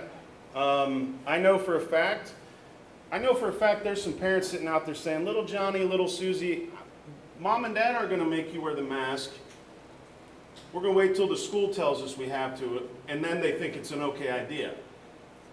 To me, that's a little wrong. If you want to set the example for your kids and you want them to be in school and participate, have them put the mask on. That's just my thoughts on that. And again, if we have to sit up here and be the bad guy, we've done it before, I'll do it again. The last thing I want to point out with this is the amount of hours that our administration has spent contact tracing. Oh, boy. It's outrageous. They're working till after dark, till 9, 10 o'clock. Weekends. Right. They're spending a lot of hours doing it when they're not doing other things that can be helping the district or helping students or helping the building or whatever. I went to all 3 schools last Friday. I spoke with all 3 principals and most all assistant principals, if there were one. This building, it was estimated that on the first day of school, there were 40% of kids wearing masks. That number is way down as the quarantines have gotten worse. So it kind of leads into less kids wearing masks, your quarantines and cases go up. I wasn't here, there's not class changes in this building, so it's kind of hard for me to see. I saw a few out there, there weren't a lot. I saw, I think 2 classes walking by, there was 2 or 3 that maybe had them on. Again, small sample size. I went to Schropp, and I was there during some changes, and again, didn't see many. The least amount I saw was at the junior high school. There were almost none. The few I saw wearing them were down here, which again, Mom told me to wear it, so I'm wearing it. You may as well just take it off and shove it in your book bag. Mom's not gonna, if she does find out, she's not gonna be probably happy anyways because she asked you to wear it. At some point, last August, I was a staunch advocate for starting, we had virtual and we had in person, and giving choices. Virtual learning was not good. It worked. The kids were in class for the year. They didn't gain, I don't think they gained much from it, to be honest with you. And I heard a lot of complaints a week into last school year. I got to send my kid back to school. They're driving me nuts. I don't know how the teachers do it. We got to get them back in the classroom. I can't handle it. There was nowhere to put them because we set our staffing, we set our classes on what was reported back to us from parents on we want in person, we want virtual. Virtual didn't work. It served the purpose, but it is not a solution that I want to put in place. It's not something I want to put out there as an option anymore. We lost a lot of kids. Lost a lot of kids. Well, virtual learning. As Mrs. Ganser pointed out, these kids are a half grade behind just by being virtual last year, and that's sad. I feel personally that I voted for the option of the choice. I feel I let those kids down that are a half grade behind. And I feel bad for that. I made that choice. I stuck by it. I still do by giving the choice. But when we see the cases and quarantines going up as high as they are, sometimes you have to take the choice away. You have to say, we're going to put masks in for the first 9 weeks and then we review. And if cases are coming down, we take them off. And if they start going back up, maybe we put them back on. But it's not working right now. 22% of kids in Schropp were out absent. That's not doing anything. Then you have a teacher trying to teach in class, trying to teach online or virtual, or at least getting them something to work with, and that's hard too. I don't know how you guys do it. I applaud you guys. I thank the teachers and staff and admin. You guys, to me, are doing a tremendous job. And I want to try and help you guys out by getting these kids in the class where they can learn and you guys can do your job that you have done for 15, 20, 30 years, and that's your passion, is to teach these kids. And in order to do that, they have to be in the classroom. My spiel's done, I'm sorry. No, I agree with a lot of that. My only cause of concern is those last 2 words. Let's not construe it down the road to be an everlasting mandate. You just can't put a number on it though, and that's my only thing. I can compromise with that, I really can. But I think, and I don't like masks, I'll be very clear. I'll be very upfront with that. But I think at this point in time and juncture, in order to put kids back in classroom, I think we have to do it. Well, there's another big piece to this, and that is, I was fortunate enough to view a Zoom call between the governors of the state's staff and pediatric professionals from across the state. And everywhere they are pleading with schools to put a mask mandate in because the schools in Summit County who require masks have a 70% less occurrence of people who are contacting COVID or who are being quarantined than those schools that are not. So the healthcare system is being overrun by children who are going to the hospital. And if we have COVID patients who are going to the hospital they are going to impact the health of other children who have autoimmune deficiencies, who break an arm, who are in a car accident. And I think we have to start looking at the whole community and say, we have to look out for everybody. So the ability to view that Zoom call pretty much nailed it for me that this is something we need to do. Yeah, and I don't like masks either. I don't like making my kids wear masks. Up until I was fully vaccinated, I, took the disease extremely seriously. I knew people, close people that passed with the disease. After getting vaccinated, I feel much more comfortable with it. But for me, it's a matter of keeping our schools open, keeping our kids in school. One of my children wears glasses. She hates masks. She's supposed to wear glasses. I'm not sure whether she does or not in school. But the masks and the glasses are hard, and so I know it's going to be tough. But I agree. I think we have to keep the schools open. We got to keep our kids in school, and remote learning is not a good option.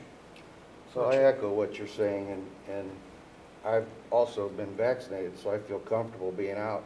I'm not wearing this mask for my own health. I'm afraid of what I might give to somebody else.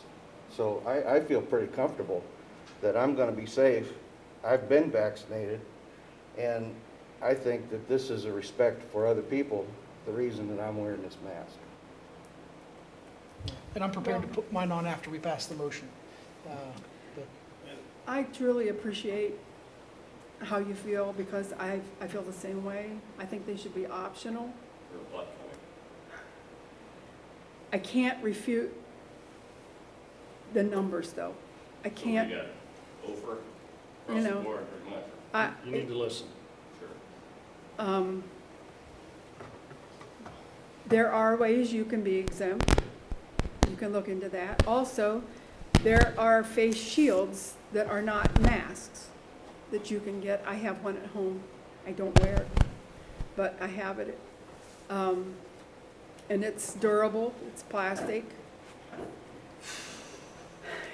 It's just something that we have never had to deal with in the 41 years that I have been on this board. Never, ever had to deal with this. And it's not something that we want. I understand how you feel. I have a granddaughter at the junior high with asthma, and it's difficult for her to wear a mask. We're done being allowed to speak now, right? We're just listening to you guys, is that correct? I think so. We listen to you speak, and But we don't have a back and forth. No, I never interrupted you. I never interrupted Told me you. not to. But you still are. So, I just didn't know if I was allowed to have a conversation or not. Am I allowed? It's not a public debate. Gotcha. So the answer is no. Thank you. But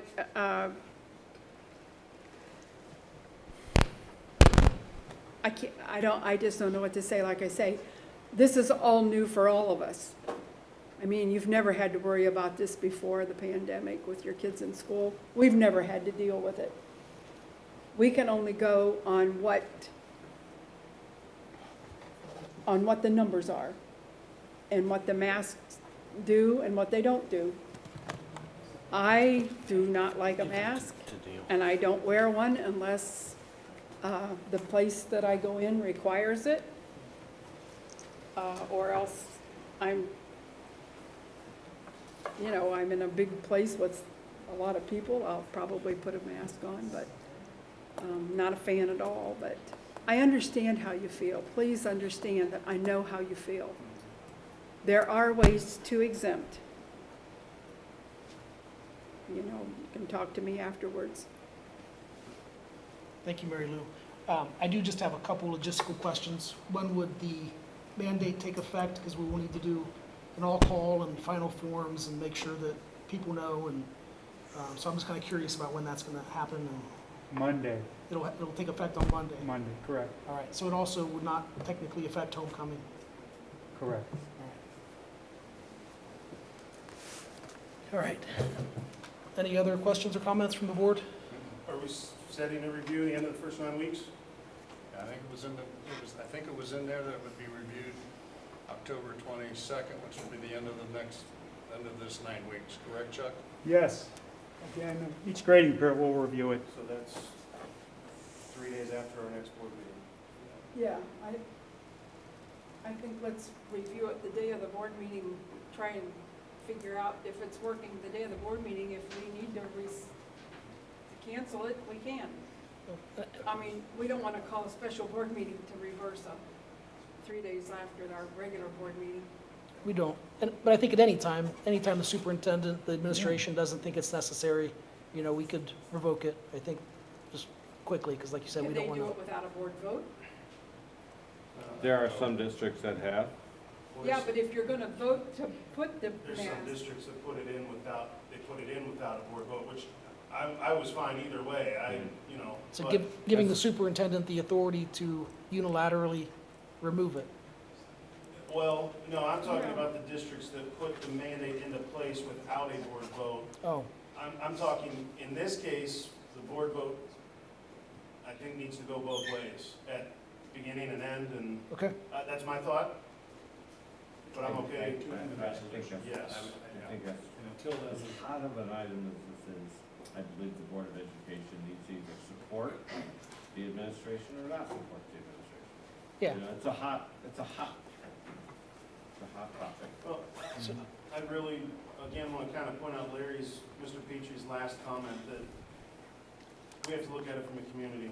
I'm not sitting up here making this decision based on my 3 children. Mr. Hess isn't making it on his 2, Mary Lou on her granddaughter. This has to be for the outlook of Springfield local schools across the board, top to bottom. well, we want to keep the kids in school, that's for sure. And it was pointed out that only 1 of 4 were wearing one up here.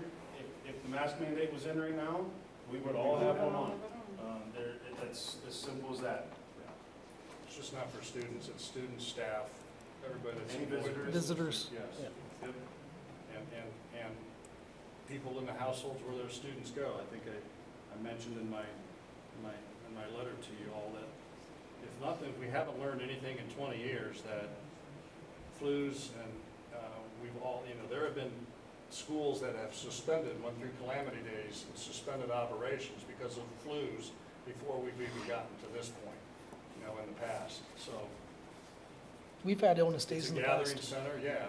Like I said, I don't like the idea of mandating a mask, but I think if we're gonna keep the kids in school, we're gonna keep the staff in school, we're gonna keep it running. But like you say, Chad, and Mr. Lance, the numbers that we're seeing right now, I think we have to go this way. I don't like it, but I think that's where we have to go. I agree. All right, well, let's vote, and then we will have the administration make a recommendation whether or not to remove it. Yeah. In the future. Yeah. And I would include that, when we do that, all administration, that would be all building principals involved in that. Yeah, and I think, I'm sure based on this conversation, the administration understands that we want it removed as soon as it can be removed without jeopardizing our children from being in the schools. I agree. All right, we're ready. Mr. Lance? Yes. Mr. Hofer? Yes. Mrs. Dodson? Unfortunately, yes. Mr. Petrie? Yes. Mr. Hess? Yes, Thank you. motion passes.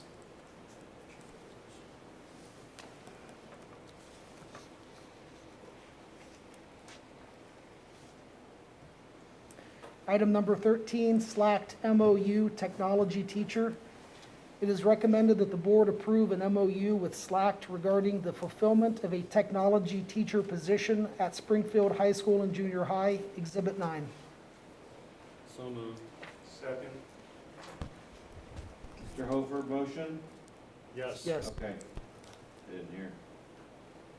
I'll speak up. Mr. Hofer? Yes. Mrs. Dodson? Yes. Mr. Lance? Yes. Mr. Hess? Yes. Mr. Petrie? Yes. Mrs. Dodson? Did I go already? Yes, you did. And I said yes. Okay. Motion passes. Item 14, overnight extended trip. 14.1, Springfield High School Marching Band. It is recommended that the board approve an overnight extended trip for for the Springfield High School Marching Band and chaperones to travel to Shanksville, Pennsylvania, Washington, D.C., and New York City to perform at the World War II Memorial and the Statue of Liberty from April 28, 2022 through April 30th, 2022. 2 school days will be missed. All expenses will be paid through fundraising and by participants. Board members have received copies of the trip proposal. So moved. Second. What an opportunity. Washington DC is my very favorite place to go. And I don't care how many times you go there, you always see something that you didn't see before. And the Statue of Liberty, is it open yet? The Crown? I walked to the Crown, believe it or not. And I have not been to the World War II Memorial, but the Statue of Liberty is just stunning. Seen it from the water. Yeah, it's beautiful. So that's a good trip for our kids. Certainly is. Mr. Lance? Yes. Mr. Hofer? Yes. Mrs. Dodson? Yes. Mr. Petrie? Yes. Mr. Hess? Yes. Item 15, donations. 15.1, Ashley Pools, donation of $126 from Ashley Pools to the Springfield Cross Country Program. 15.2, Kevin Gorby, GoFundMe fundraiser, donation of $5,793.81 from Kevin Gorby from a GoFundMe fundraiser to the Springfield Cross Country Program to cover pay-to-play fees and other expenses. So moved. Second. Just want to thank both of them for going out and getting these and doing that fundraiser for the cross-country team. That's very good. Thank you. Wow. Yep. It's great. It's a lot, yeah. Mr. Hess? Yes. Mr. Petrie? Yes. Mr. Hofer? Yes. Mrs. Dodson? Yes. Mr. Lance? Yes. Motion passes. Item 16, Treasurer's Report. It's kind of a follow-up to what Mrs. Meadows talked about earlier and how it's going to impact the general fund, which is the 5-year forecast. Thank you, Chris. Very significant dollars. Does anybody else want one? Want one? I will. Back here, I guess. There you go.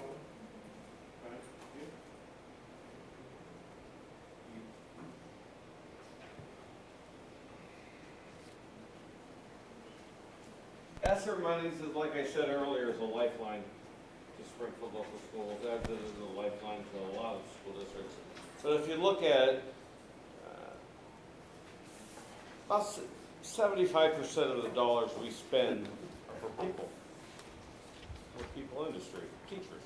You know, we don't produce a product, we teach. So what does this ESSER fund does? It basically, last year on personal services, which is our teachers and staff and bus drivers, classified, we spent $14 million, $14,260. This year, because of ESSER, our general fund will only be hit with $11,836,000 only, a reduction of $2.4 million. Benefits goes down about $650,000, so you're looking at almost $3 million. What's that mean? That means we keep the doors open, we keep the teachers employed, we keep the kids with computers, we keep the bus drivers working, we keep the bus drivers or the kids getting picked up. If, well, I'm saying bus drivers, unfortunately, if we can hire the people, you know. But it keeps things somewhat normal for a couple years. We need some normalcy, don't we? I know we do in our family. Normalcy is good. ESSER funds are good. Doesn't take away the fact that in 2 years, we're gonna need money. It just, our problem isn't going away. This is a Band-Aid. This is a 2-year Band-Aid. Thank God we have 2 years. Our children deserve more than 2 years. Our administrators and our teachers deserve more than 2 years. This at one time was a very fun job. Fun. Couldn't wait to get up and go to work. It's getting hard for everybody, you know. So I just wanted to kind of let everybody know that we are so fortunate to have ESSER, but it's going to go away in a couple years. Next month I produce the 5-year forecast.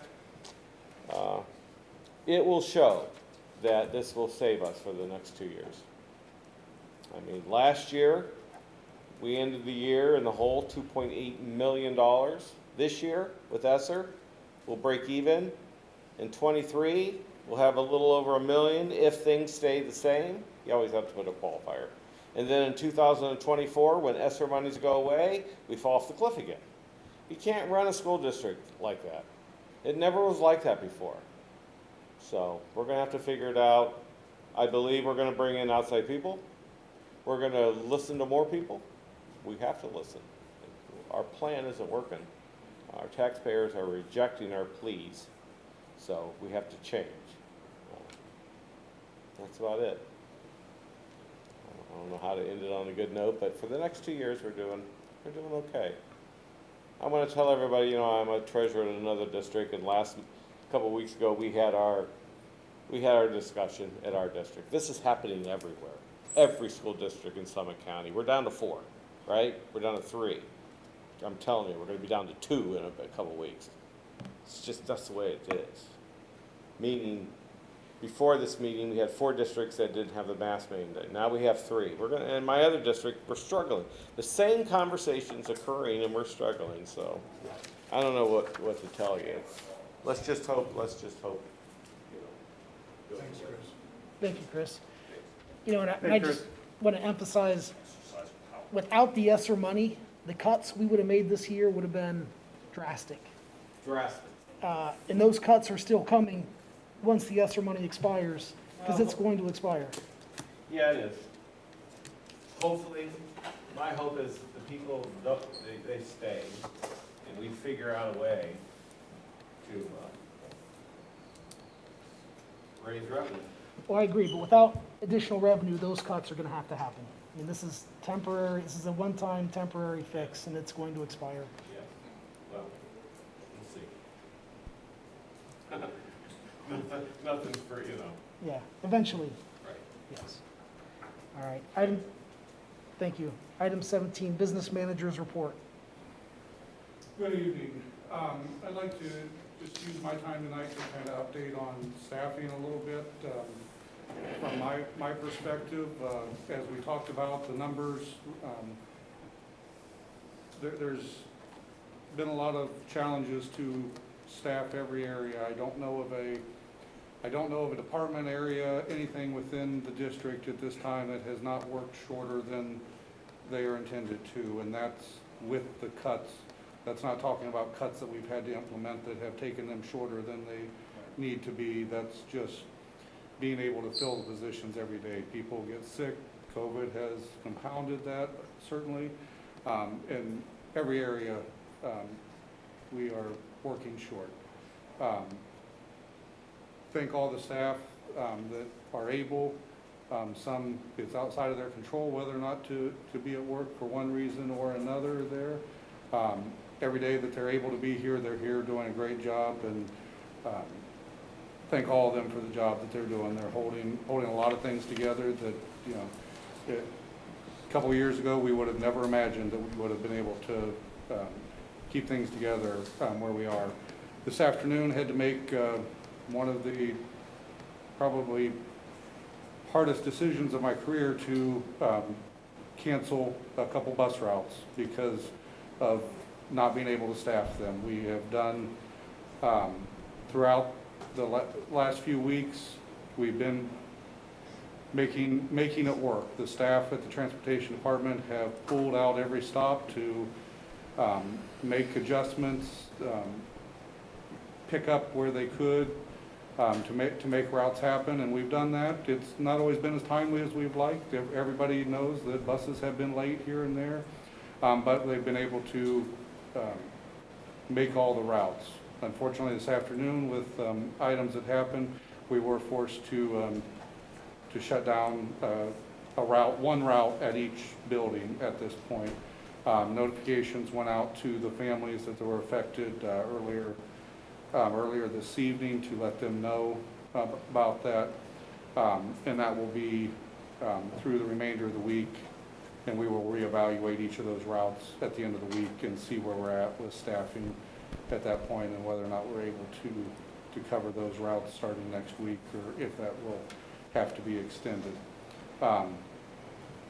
So again, we have reached unprecedented times there. I'm not aware of ever having to cancel routes like this before, and it was a very difficult decision to come to, but the only one we were left with at this point. There was no more making adjustments or doubling up or anything that was just no longer possible. So we did come to that decision this afternoon. So, and I know the staff out there, as I said, I thank them all very much. We'll continue to do everything we can to fill in those holes, but as we've said, it has become difficult to make sure that we're adequately staffed all across the district, every department. Nobody's not affected by that.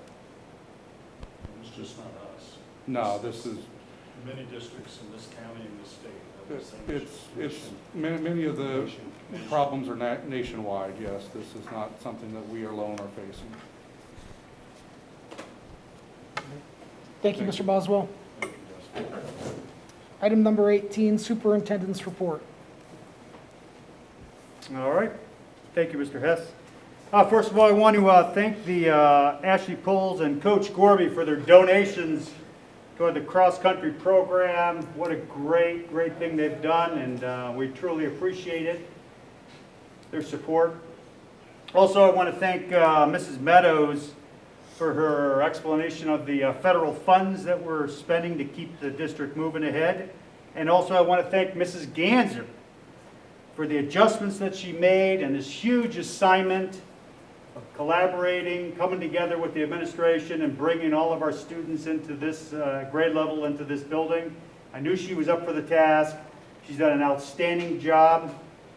She's been under a huge amount of pressure, not only with the combination of bringing the two buildings together and the move, but with the pandemic going on and COVID, the finances going on, all those things, and she's making it happen here. So proud of our administrative team.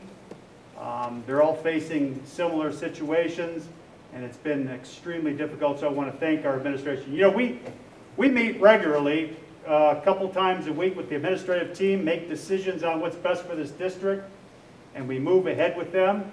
They're tough decisions, but I can tell you that our administrative team does an outstanding job. We meet day, night, and weekends, and it's not easy. Tough decisions are made, but I want to tell you, I'm proud of all of them because they're committed to the children and the families of Springfield local schools. Which brings me to, I want to thank the folks for making adjustments. As we enter our 6th week of school, and that's in person, I'd like to express how proud I am of our students, staff, and the families. COVID has taught us to adjust to situations. Adapting to change is what keeps us relevant, valuable, and open. Adaptability increases our chances of succeeding as we find ourselves trying different methods to stay in school. And this transfers into the world of work. Our students, staff, and families are amazing in how they rise to challenges we face and how cooperative we are with the adjustments. And I want to thank everybody for making these adjustments ongoing. Thank you. Thank you, Mr. Sincere. I got to tell one more thing. I do apologize. September is Attendance Awareness Month, and every September, Attendance Awareness Month takes place to spread awareness regarding why maintaining attendance in school is essential for academic success. We really believe in-person attendance is the road to academic success. Apart from the fact that missing classes can place a student behind in their coursework, absenteeism also affects assignments and exams. While taking days off, if needed, is acceptable, but skipping school for fun or to avoid certain assignments can be harmful in the long run. Skipping school is a problem that exists across the nation. Many times, students don't even realize how bad the problem is until they're given a warning. By that time, it could be too late. Students are also falling into what we call chronic absences. This means they're missing 10% or more of the school days. According to research, children living in poverty are 2 to 3 times more likely to be chronically absent. And for these children, school could be the opportunity for them to make it out and break the circle of poverty. Sadly, students at a young age often fail to realize the consequences of their actions and continue to make excuses to stay out of school. This is why it's essential to highlight the importance of attendance of school-aged children. Folks, if you mess up in school, it'll have an impact on the type of job you have and the quality of your life. I recommend you stay in school, show up every day, and work hard. That's it. Thank you. Thank you, Mr. Sincere. Item number 19, items worthy of your note. October 8th, NEOEA Day, no school. October 19th, next regular Board of Education meeting, 6 p.m. at the Springfield Bus Depot. October 21st, Schropp Intermediate, 3rd through 6th grade conferences from 3 to 7 p.m. October 22nd, end of first quarter. October 28th, high school, junior high, 7th through 12th conferences, 4 to 7 p.m. October 28th, Schropp Intermediate, 3rd through 6th grade conferences, 3 to 7 p.m. Item number 20, citizens' comments. Participants shall be limited to 5-minute durations. Are there any citizens' comments on any, it can be of any matter, this doesn't have to be an agenda item. Yes, Will my question be? please. I just wanted to see if my question would be answered on record or not. Certainly, we can answer that. Yeah. We'll do it during board members informal. Any other public comments? Yes, Ms. Terry.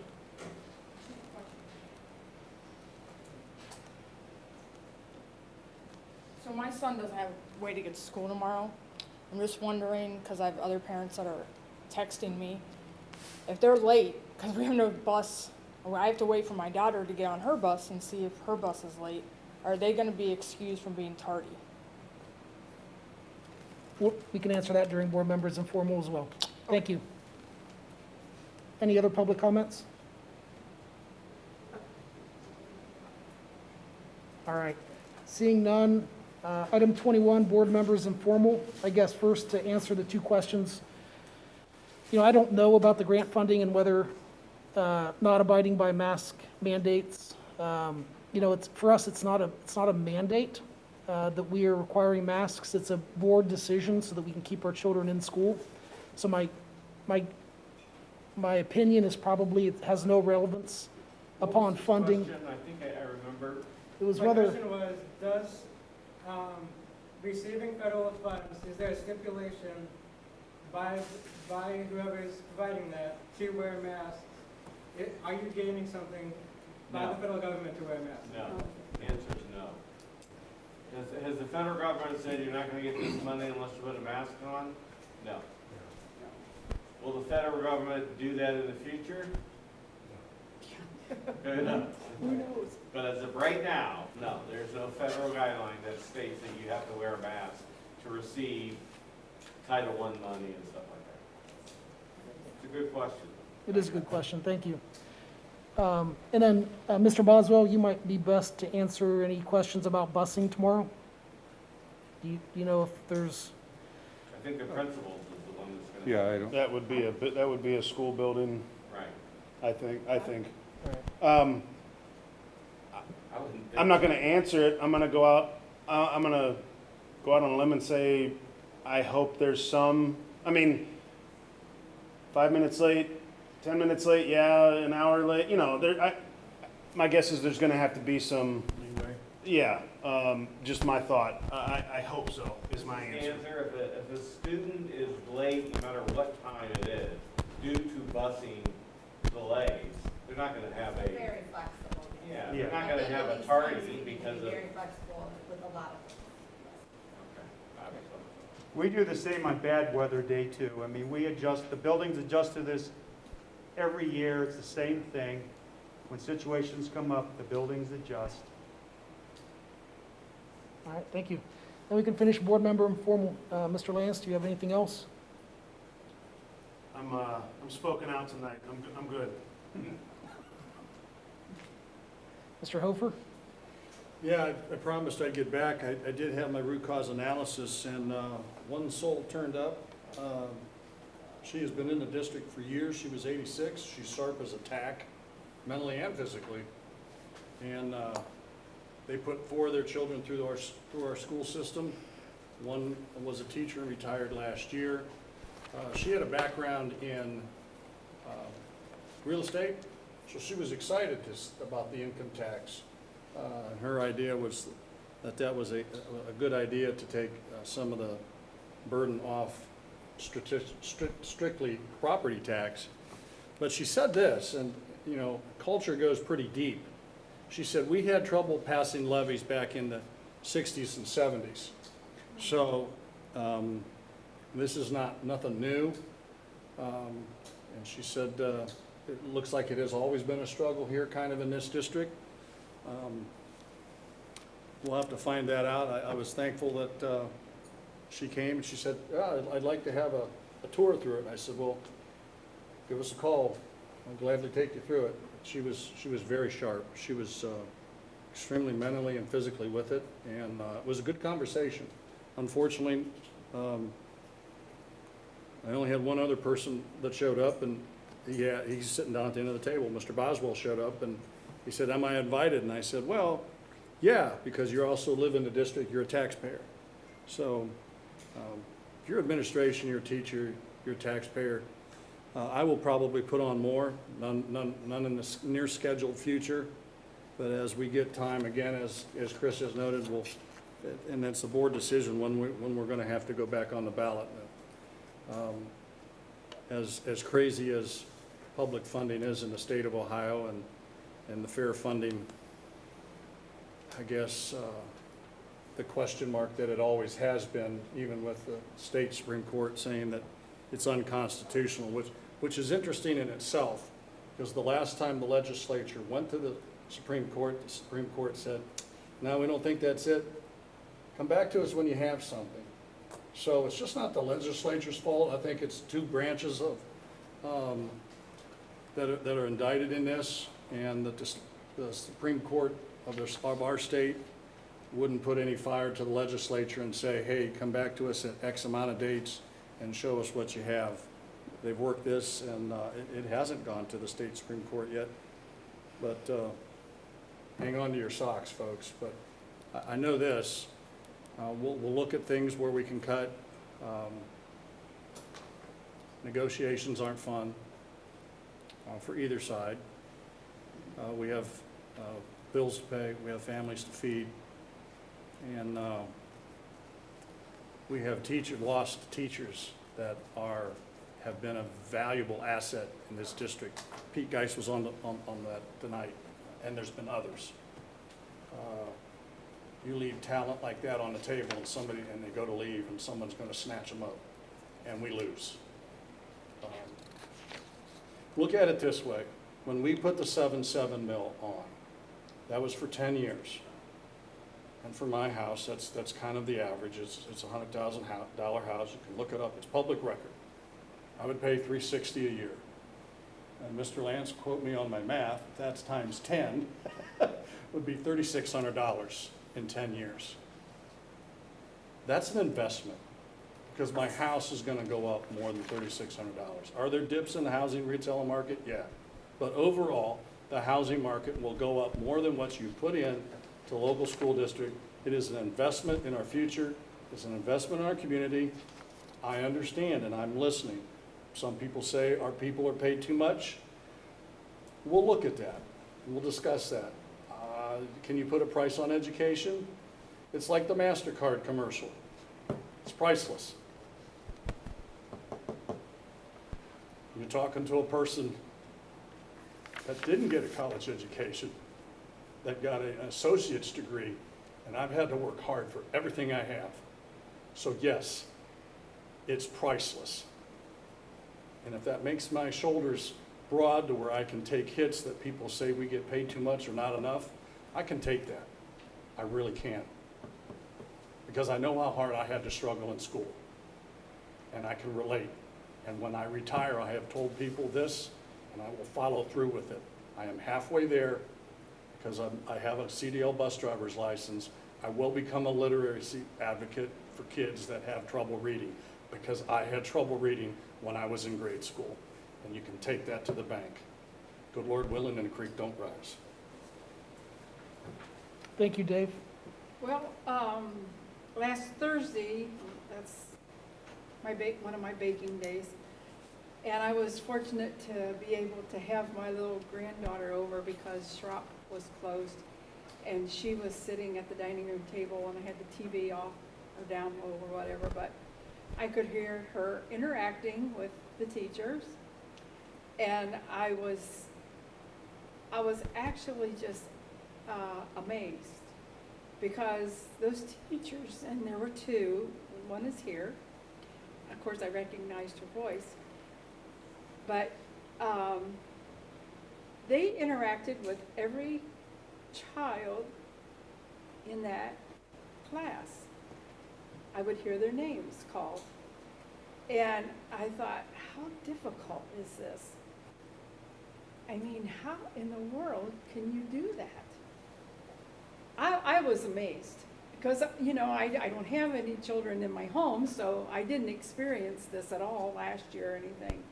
But I got a little taste of it last Thursday, and my hats are off to you teachers who can do this. I don't know why, I don't think I could handle it, but, and to your point, Dave, when the lady said 60s and 70s levies were hard to pass, you know why they were hard to pass? Because when you passed a levy in the 60s and early 70s, that levy grew with inflation. So every year it was reevaluated, that levy was kicked up. Well, House Bill 920 took care of that, and I think it was 72, if I'm not mistaken. It was 76. Was it 76? 76. Could have been. But It was during that time of hyperinflation. Yes. Which was mid-70s to late 70s.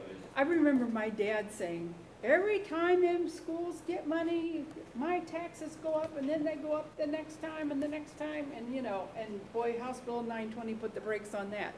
That's what's put a lot of schools in trouble because there's no growth unless you beg, borrow, and steal votes to get the levy passed. So that's one way why they were hard to pass. But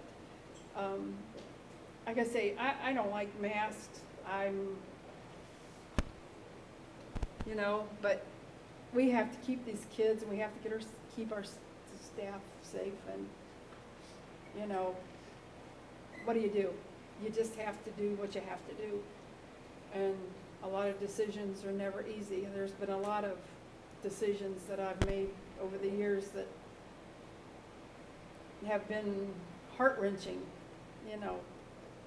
But closing a building, that's one that's up there way high. That's hard, very hard to do. But we're trying to do the best we can. We've never faced this before in this country, in this district, and we just have to do the best we can. And that's what I strive for, is to try to take everyone into consideration. So I hope everybody has a nice week this week. I think it's gonna be a little stormy. Thank you, Ms. Dodson. Mr. Petrie? Well, it's no secret that we've made some tough decisions, and we've been beat up over some of those. It is very refreshing and very appreciated, Mrs. Ganser's story tonight of how she made lemonade out of lemons, and the things that she saw as positives as a result of the big changes that we had to make were very much appreciated. I just wanted to say that to you. Thank you, Mr. Petrie. First I want to thank all of you, my colleagues on the board. We had a really good discussion, robust discussion tonight, and made some difficult decisions, and I just want to, let all of you know how much I appreciate that and appreciate you, and even when we don't agree, certainly appreciate and respect your viewpoints and opinions. I want to thank the citizens who attended tonight and the citizens who spoke. Again, we don't always agree on all the issues, but it's important that we listen to each other. It's important that we seek to understand each other. And in the end, it's important that if we do disagree, that we do so in a civil and respectable manner. So thank you for everybody for that. And then I also want to thank Ms. Ganser and her staff for hosting us tonight. I know it's been a really difficult start to the school year for all of our staff. I can only speak to what I know, and that's my two children. They can't tell. They love being in school. They've had a great start to the school year. They don't know how hard it's been. So I think that's a testament to all of our teachers and all of our staff, who, even though it has been a really difficult start to the year, our kids, at least mine, haven't noticed. And they're learning, and they're having fun. They're with their friends. And I just want to thank all of you for that. With that, item number 22, adjournment. It is recommended that the meeting be adjourned at this time. So moved. Second. Mr. Hofer? Yes. Mrs. Dodson? Yes. Mr. Petrie? Yes. Mr. Hess? Yes, Mr. Lance? Yes. Thank you. thank you. Meeting is adjourned.